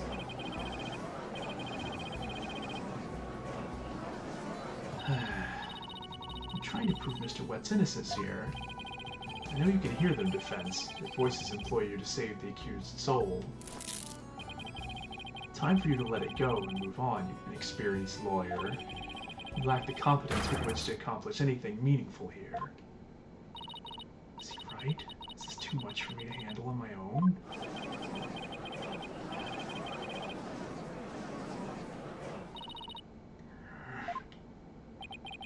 No defense. Leave everything to this humble servant of the Holy Mother. Silence!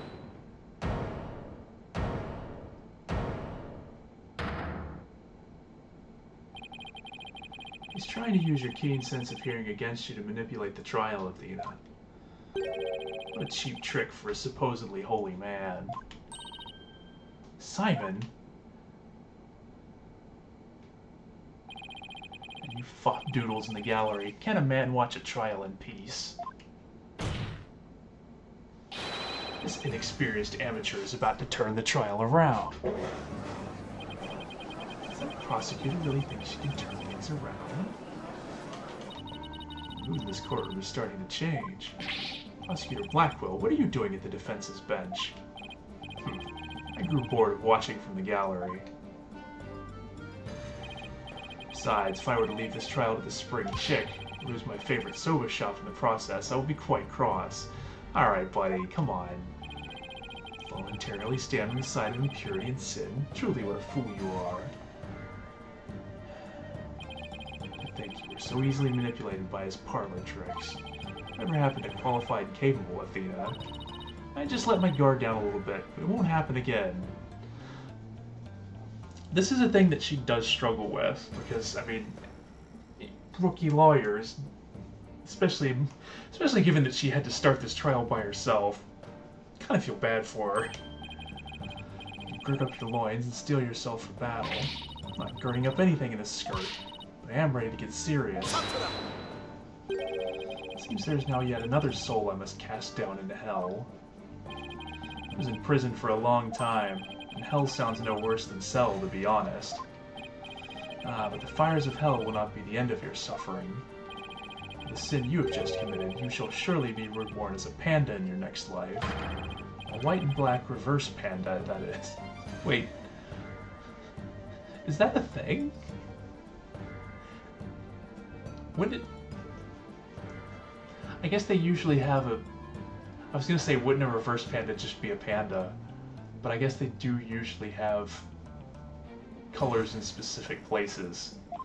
Whatever. You shall be put in a zoo to be exposed to public ridicule. I like that won't work on Prosecutor Blackwell.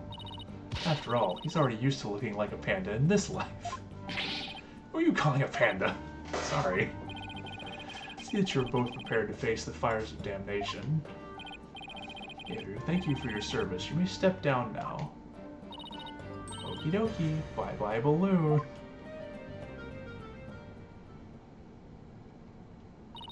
Does everything have to be about balloons with her? Now then. A witness prepared to testify about the Karuta cards. Who's the witness this time? First to discover the body, and someone who witnessed the crime scene firsthand. Mr. Wendo Tornado. Time has come for that ponytailed pair over there to finally let it all go and move on. Let's bring in this witness then.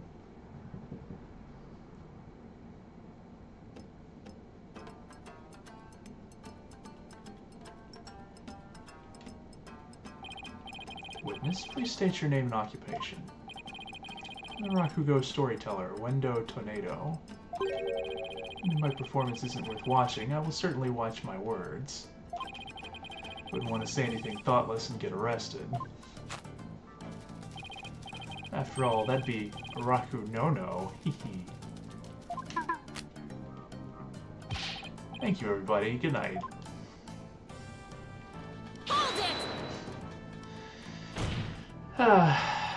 This case is gonna be a long one, I can tell. Can't leave yet. You've only just introduced yourself. Oh my. Are you a fan of mine, miss?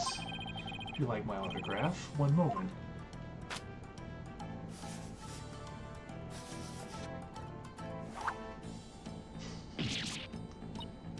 Ow. What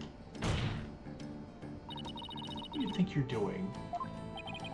No need to stand on ceremony. My fan deserves a fan, after all. A fan for a fan. Nice one. Oh, life it is Simon. How are you on this fine day, sir? Quite a dilly of a pickle we found ourselves in, wouldn't you say? I don't believe I've ever seen you talk quite so much, Wendo. Never performed in a place like this, you know. I got butterflies here, can't you see? Why do I always get the weird ones? Pardon me, witness. As much as I enjoy your banter, I believe we had better return to the case at hand. I suppose you're right. In that case... I was promoted to Futatsume yesterday and received the stage name of Wendo.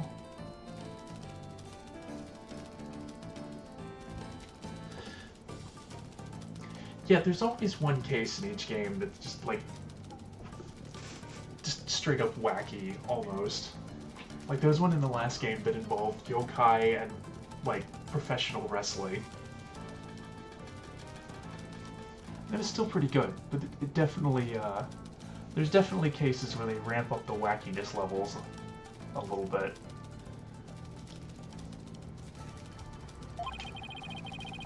This show was our way of celebrating my new name and middle rank standing. And then that happened. Huh. Never dreamed something like that had happened, not in a million years. Just as I got my chance to start repaying my debt to Shisho, too.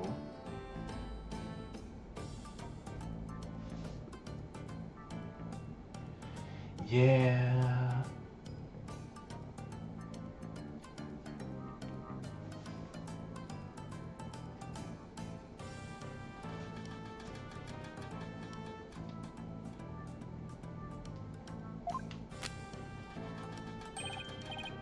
Plus, I'm worried about Geru. The way she clung to Shisho, poor thing. I told her to keep a stiff upper lip. Stiff like rigor mortis.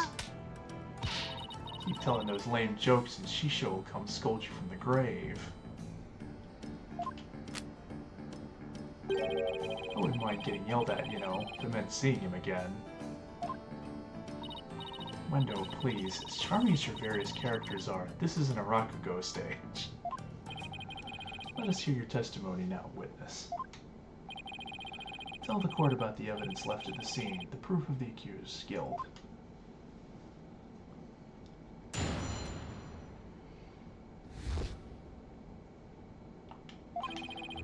I noticed Shisho's dying message right away. The stiff cards were right there next to the stiff, you see. Hey now, enough with the silly puns already, hee. Anyway, I got the meaning right away. I knew it must have been talking about Bucky. That was the Master's final message, left as he was drowning in soba broth. Yeah, I get the feeling that this is part of the whole Rakugo thing. I think the idea is that, like, when you perform on stage, as a storyteller, this is very sketchy. I can't say for certain this is how it goes, but the idea is that, you know, you have you play multiple roles as the storyteller on stage, so you have to be able to switch between quote-unquote personalities quickly. So once you develop the knack for it, you know, sometimes your performances leak out into real life.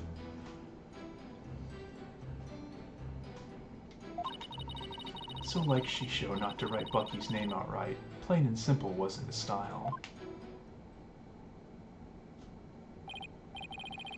It's certainly a more entertaining testimony than usual. The variety of characters performed by the witness was absolutely splendid. They shouldn't be performing any characters in the first place, Your Honor. And Wendo, the murder weapon hasn't been determined yet. So how can you say the victim was drowned in soba broth? It's obvious. All you have to do is look at the crime scene. He was found with his face shoved in a bowl. It's only natural to assume he was drowned in the broth of the noodles. Except we're not here to assume things, Wendo, so please stick to just the facts. My, it's so like a soba chef to kill someone this way, wouldn't you say? And with the Karuta message he left behind, it's clear Bucky Wet did it. Setting aside the issue of the murder weapon for now, the dying message certainly does seem to be irrefutable evidence. Indeed, it proves the absolute guilt of the accused. Even I've got to admit that I can't see how that message could mean anything else. Bucky used soba for the deed, all to get back the soba shop deed.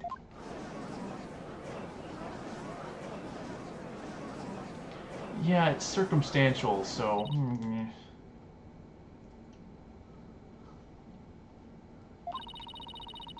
Testimony makes Mr. Wet look super guilty. I have to do something. That's his conclusive evidence. What a farce. What do you mean, Simon? What's this? I thought you said you weren't planning on asking me for help. I did and I won't, thank you very much. Simon must have found an inconsistency in the testimony. Better listen carefully and try to see what he found.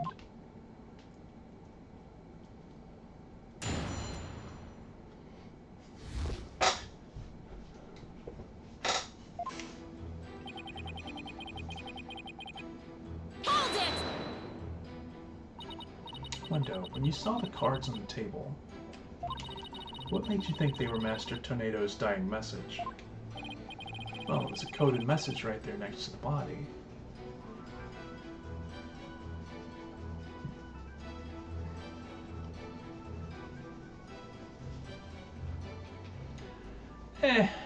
Maybe they will. We'll see.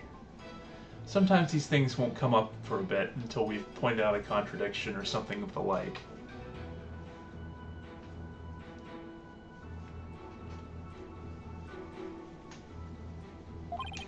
I'm sure anybody would have thought that they were there to name his killer. I love murder mysteries and often watch them on TV. Oh, I see. Saw a similar scene during a murder mystery marathon last Tuesday. That's what made me think this must be a dying message. That is the common one. Yeah, I kind of wish Emma were here, because Emma would have, like, been a huge help to this case by running some fingerprinting. Although that is sort of the thing that happens with these cases a lot, that, I don't know why there aren't, like, fingerprints on everything, luminol test, well, it wouldn't be luminol in this case, it wasn't any blood, but, given we have those in other cases, they just sort of don't turn up for this one.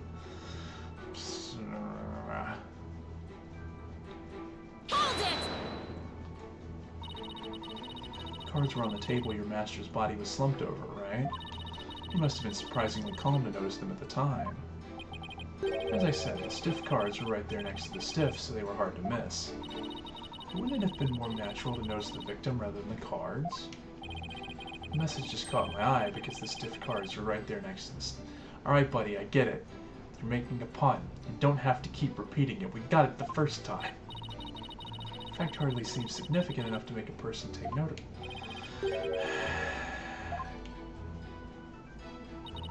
So basically, there was no real reason for them to catch your eye, was there? You know what? I appreciate that she didn't play into his joke. Hold it! I'm still gonna press this even though I know it's gonna be useless.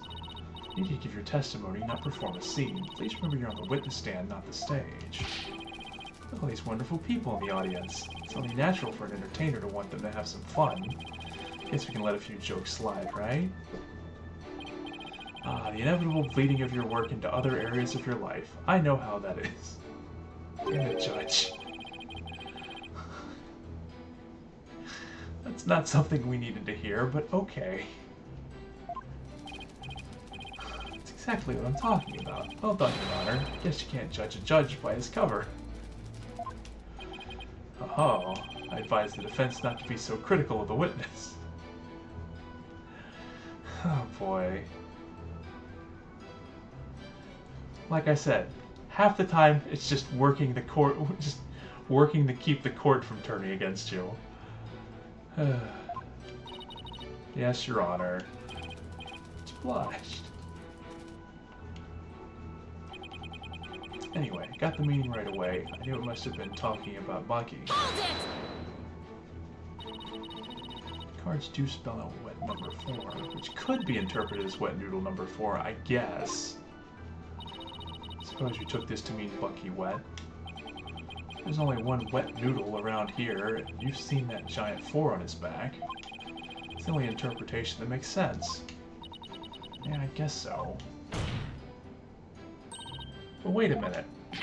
What is it? What if there's another wet noodle in it? Come on, Athena.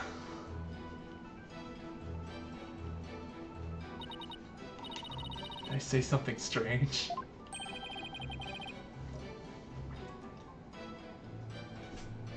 Yeah, if you go back and watch some, like, there's several, I feel like there's been several places in each case where I've been like, yeah, here's something that's obviously an issue, but they're not going to talk about it because then, yeah, it's just not that kind of game.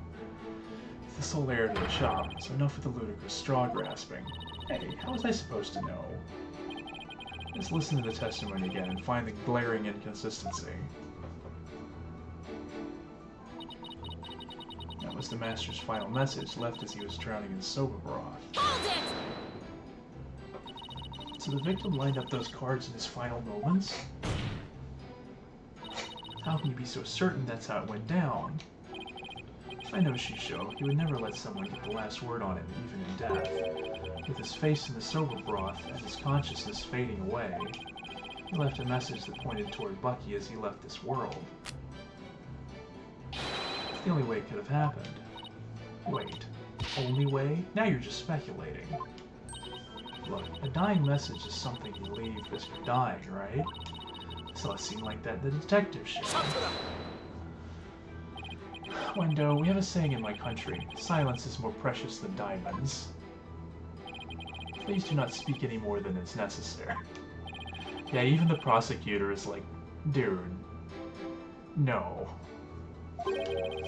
Talk all the time, this and that, truths and untruths. I can't stop myself from talking. Hopefully you'll stick to the truths without any of those untruths.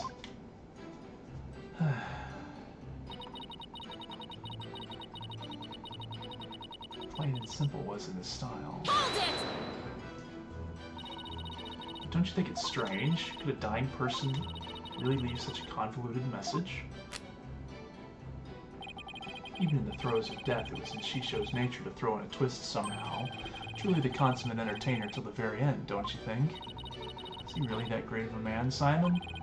It would have been no easy task, to be sure. But who knows? He wasn't an entertainer for 55 years for nothing. If I ever bite the big one like that, I'm gonna leave a message as good as Shisho's. Hee hee. Let's hope it never comes to that. Simon, are all Rakugo artists like this? It's hard to say. It could simply be the eccentricity of an entertainer, or perhaps he's hiding something. He doesn't have to entertain people in a court of law. If he is trying to hide something, maybe it'll show up as a contradiction. Alright. now we gotta... That's all we're gonna get from pressing.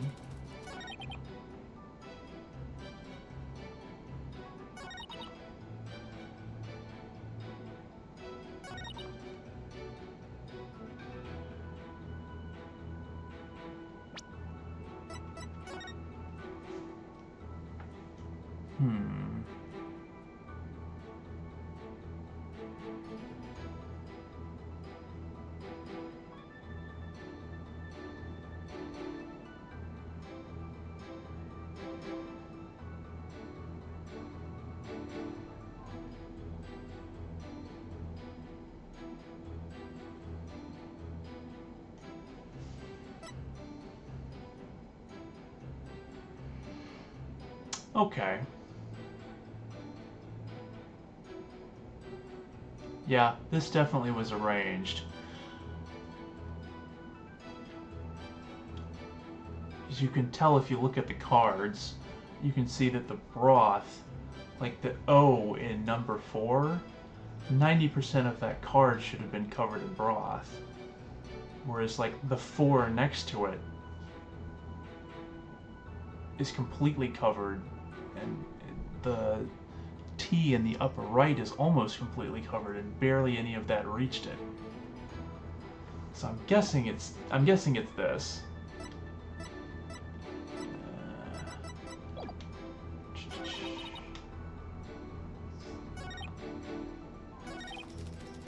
Which one is it best contradict? Right away.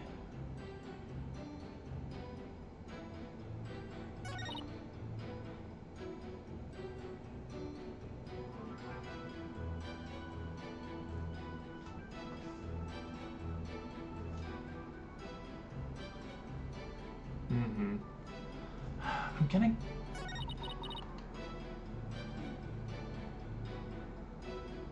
guess it's this one. Objection! It's probably the other one. This is absolute nonsense. Wild guess incoming. Widget, shush, you're not supposed to tell. Oh, yeah, by the way, that thing around her neck is, sometimes, leaks out her thoughts. Strange device says what you're really thinking, doesn't it, Miss Sykes? In other words, the only real nonsense here is your wild guess, isn't it? Yes. To Widget. Okay, it had to have been the previous one then. Objection! No? Knock, who's there? This evidence in that statement. This evidence in that statement, who? They contradict each other, that's who. Huh. It's not even the proper call and response for a knock-knock joke. And what's more, her claim does not even make any logical sense. Her performance merits neither applause nor leniency defense. Ouch. Okay. Everyone's a critic. Cut me some slack. Okay. So it wasn't one of these.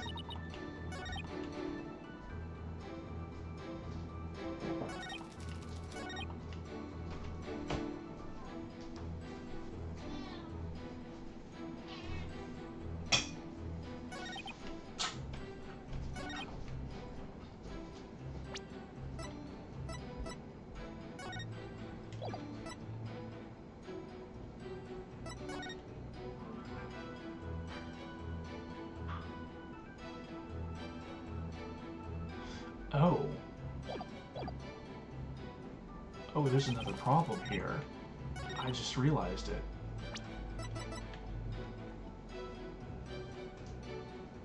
According to them, Bucky held the guy's head down in the soup, and Bucky just stood there watching the guy arranging the cards implicating him. I mean, I'm guessing according to them,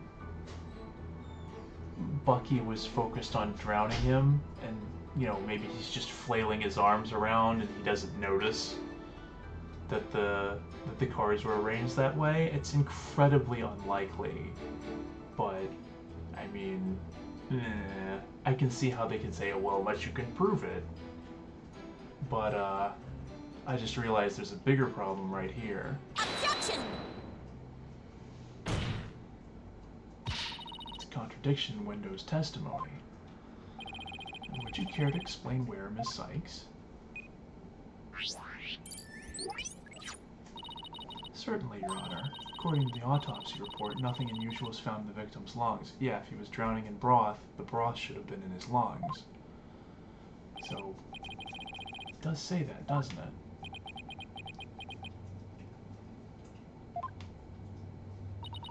If he had drowned in a bowl of soba, then there should have been soba broth in his lungs. But since there wasn't any, it means the victim was suffocated with something other than soba broth.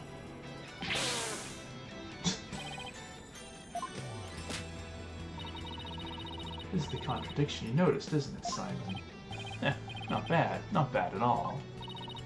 I guess I showed you. If drowning in the soba broth wasn't the cause of death, then when was the victim's face thrust into that bowl? Typhoon Tornado's face was thrust into the bowl after his murder. Because no soba broth was discovered in the victim's lungs, his head must have been placed in the bowl after he was killed. And that's when the soba broth must have been spilled onto the Karuta cards. In other words, the victim could not have lined up the cards up as he was drowning. I see. It was done after he was already dead. But why would the culprit do such a thing? I'm afraid I don't know yet. Objection! Come on, Athena. There is... I mean, we already know. You boast of psychological expertise, yet you cannot determine such a simple motive. Sides are liable to split at the absurdity. What, and I suppose you know why?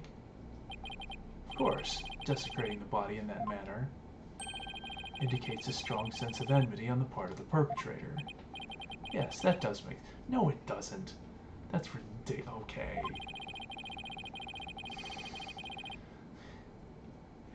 Yes, he was so angry at him, he had to make sure that everyone knew it was him. And then he would try to act like he didn't do it. Okay, sure. Feelings of resentment over the theft of the soba shop's deed, no doubt. This is great. Now the judge has an even more unfavorable impression of us. Silence! Must you come undone at every juncture? The culprit had time enough to set up Master Tornado's body. Do you think they would have honestly failed to notice the dying message? Good point. The cards were right in front of his body, after all. Rationally speaking, there's no way the culprit could have missed that, huh? Objection! But was the accused rational at the time, given the way he stormed out of that room? Silence! Never mind that. I have something more important to ask Wendo. Me? Saw the Karuta cards firsthand, did you not? Would you care to tell us about them in a bit more detail? Those tiny crime scene photos show us precious little of what I wish to know. Why would the killer want people to think someone else did the killing? I can't think of a single reason. Yeah, I mean, given that I want to say, was it a case earlier in this game? Or was it I know there was one in a previous game where it was like, this is so obviously a setup. Obviously it was, you know, done to set someone up. I mean, people should stop giving her crap, but she is a rookie, so she might have. This might be something she missed. Those cards from Shisho's special Soba Scenes of Tokyo Past set. Each card is related in some way to Soba. Spare me the history lesson. Just tell me how the cards looked at the scene and no more. Well, there was soba broth spilled all over them. It's not much help, I'm afraid. Prosecutor Submati, do you have a photo that shows the cards more clearly? I do. Please accept this meager offering, Your Honor. Yeah, I'm probably gonna wrap things up in a minute here myself.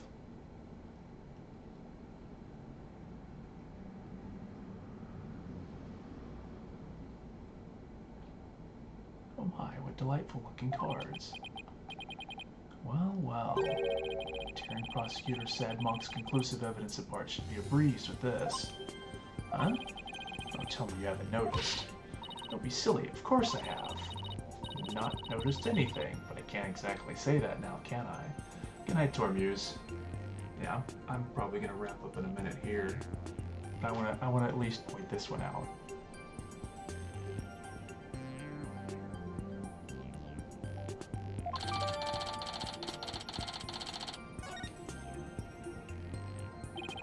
Sykes, do you really see a problem with the prosecution's claim about these cards?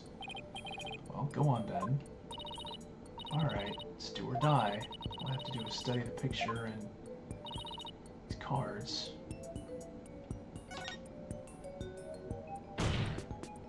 These cards were rearranged, but how can you tell?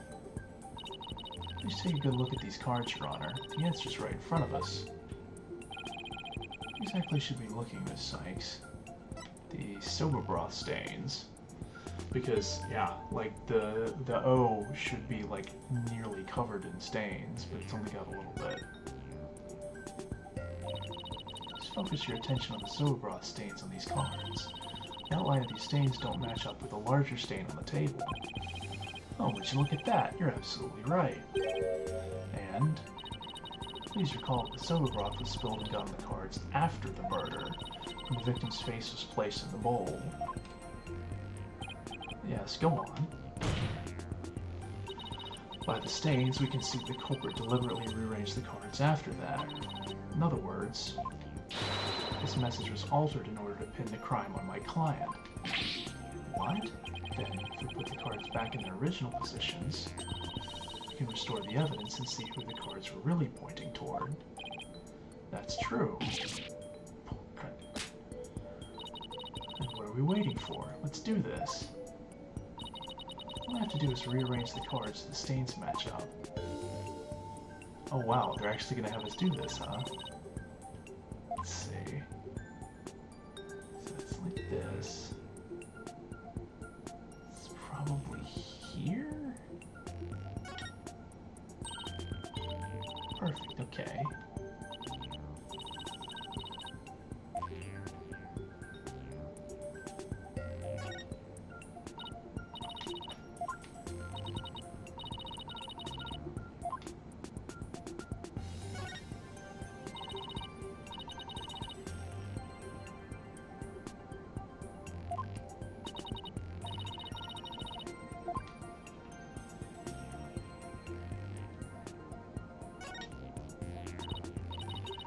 It's right there. The N. Okay.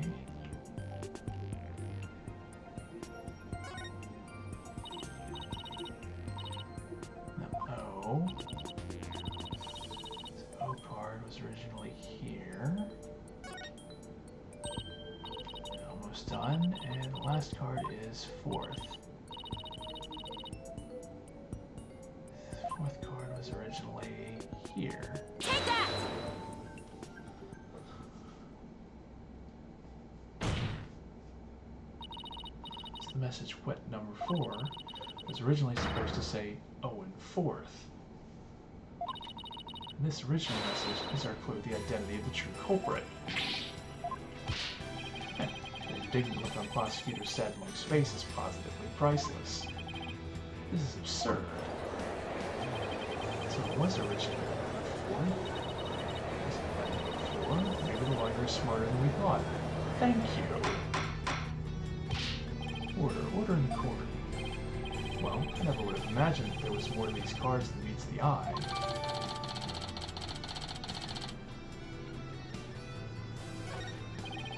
So now that that's settled, what does this Owen fourth mean? Well, there's no one named Owen.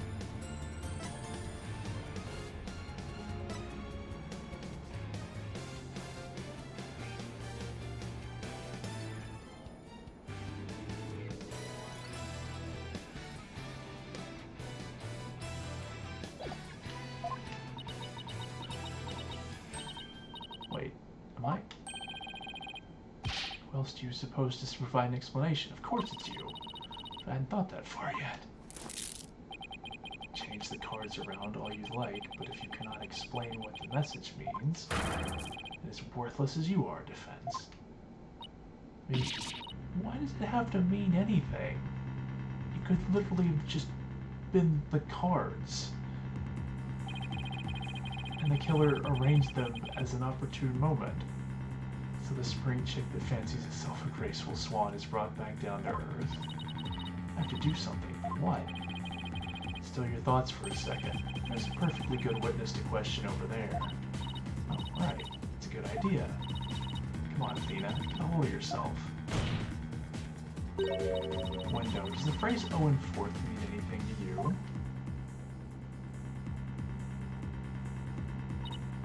No, there's no one named Owen in the Tornado family or our circle of friends.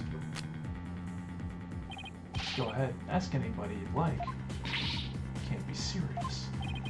Having rummaged through your empty mind, I see you have, as expected, turned up nothing. Silence.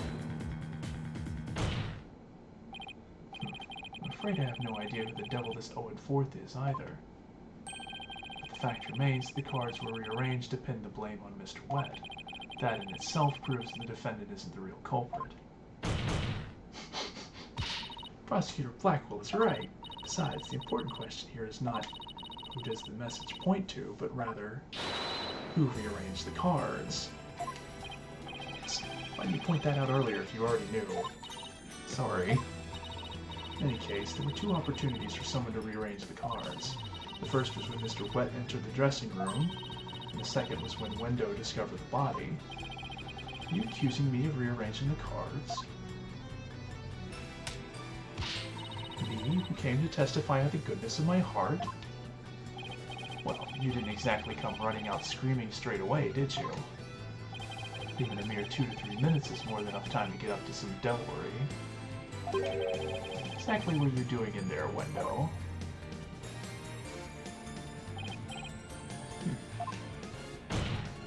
Put down the tea and spit out your answer. Eat, Mr. Prosecutor.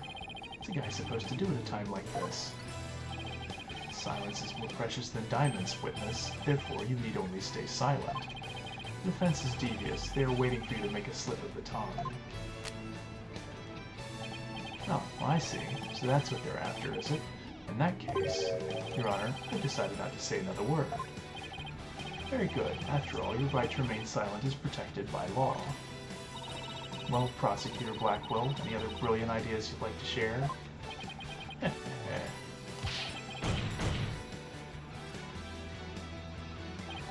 Did you hear that, Psych Stono? A Rakugo artist who's afraid to speak. Who's ever heard of such a thing? Are you trying to taunt him into talking? Such a petty trick will never work. That's right. I'm not going to fall for it. I'm only asking to hear your story. Besides, is it not your job to tell your tales if there's an audience to listen? Even so, I have the right to refuse to answer. The more you keep quiet, the more we want you to talk. That's simply human nature. Isn't that right? People of the gallery. I suppose two can play that game.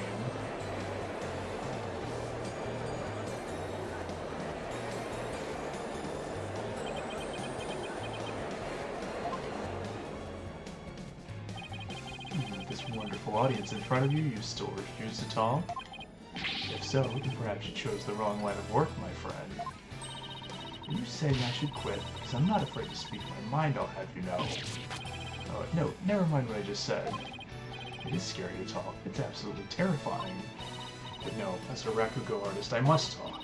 If I don't, how can I ever show my face on stage again? Your Honor, I'm ready to testify. You did it. You managed to convince Wendo with his power of suggestion technique. Bully for you, Wendo. That's as a real Rakugo artist should be.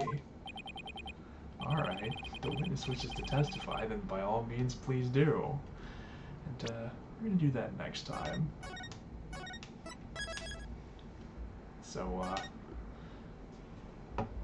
pretty good start to things. It's, this is definitely going to be one of the sillier cases, but, you know, after the way the last one ended, I guess we could use a bit of a lighthearted break.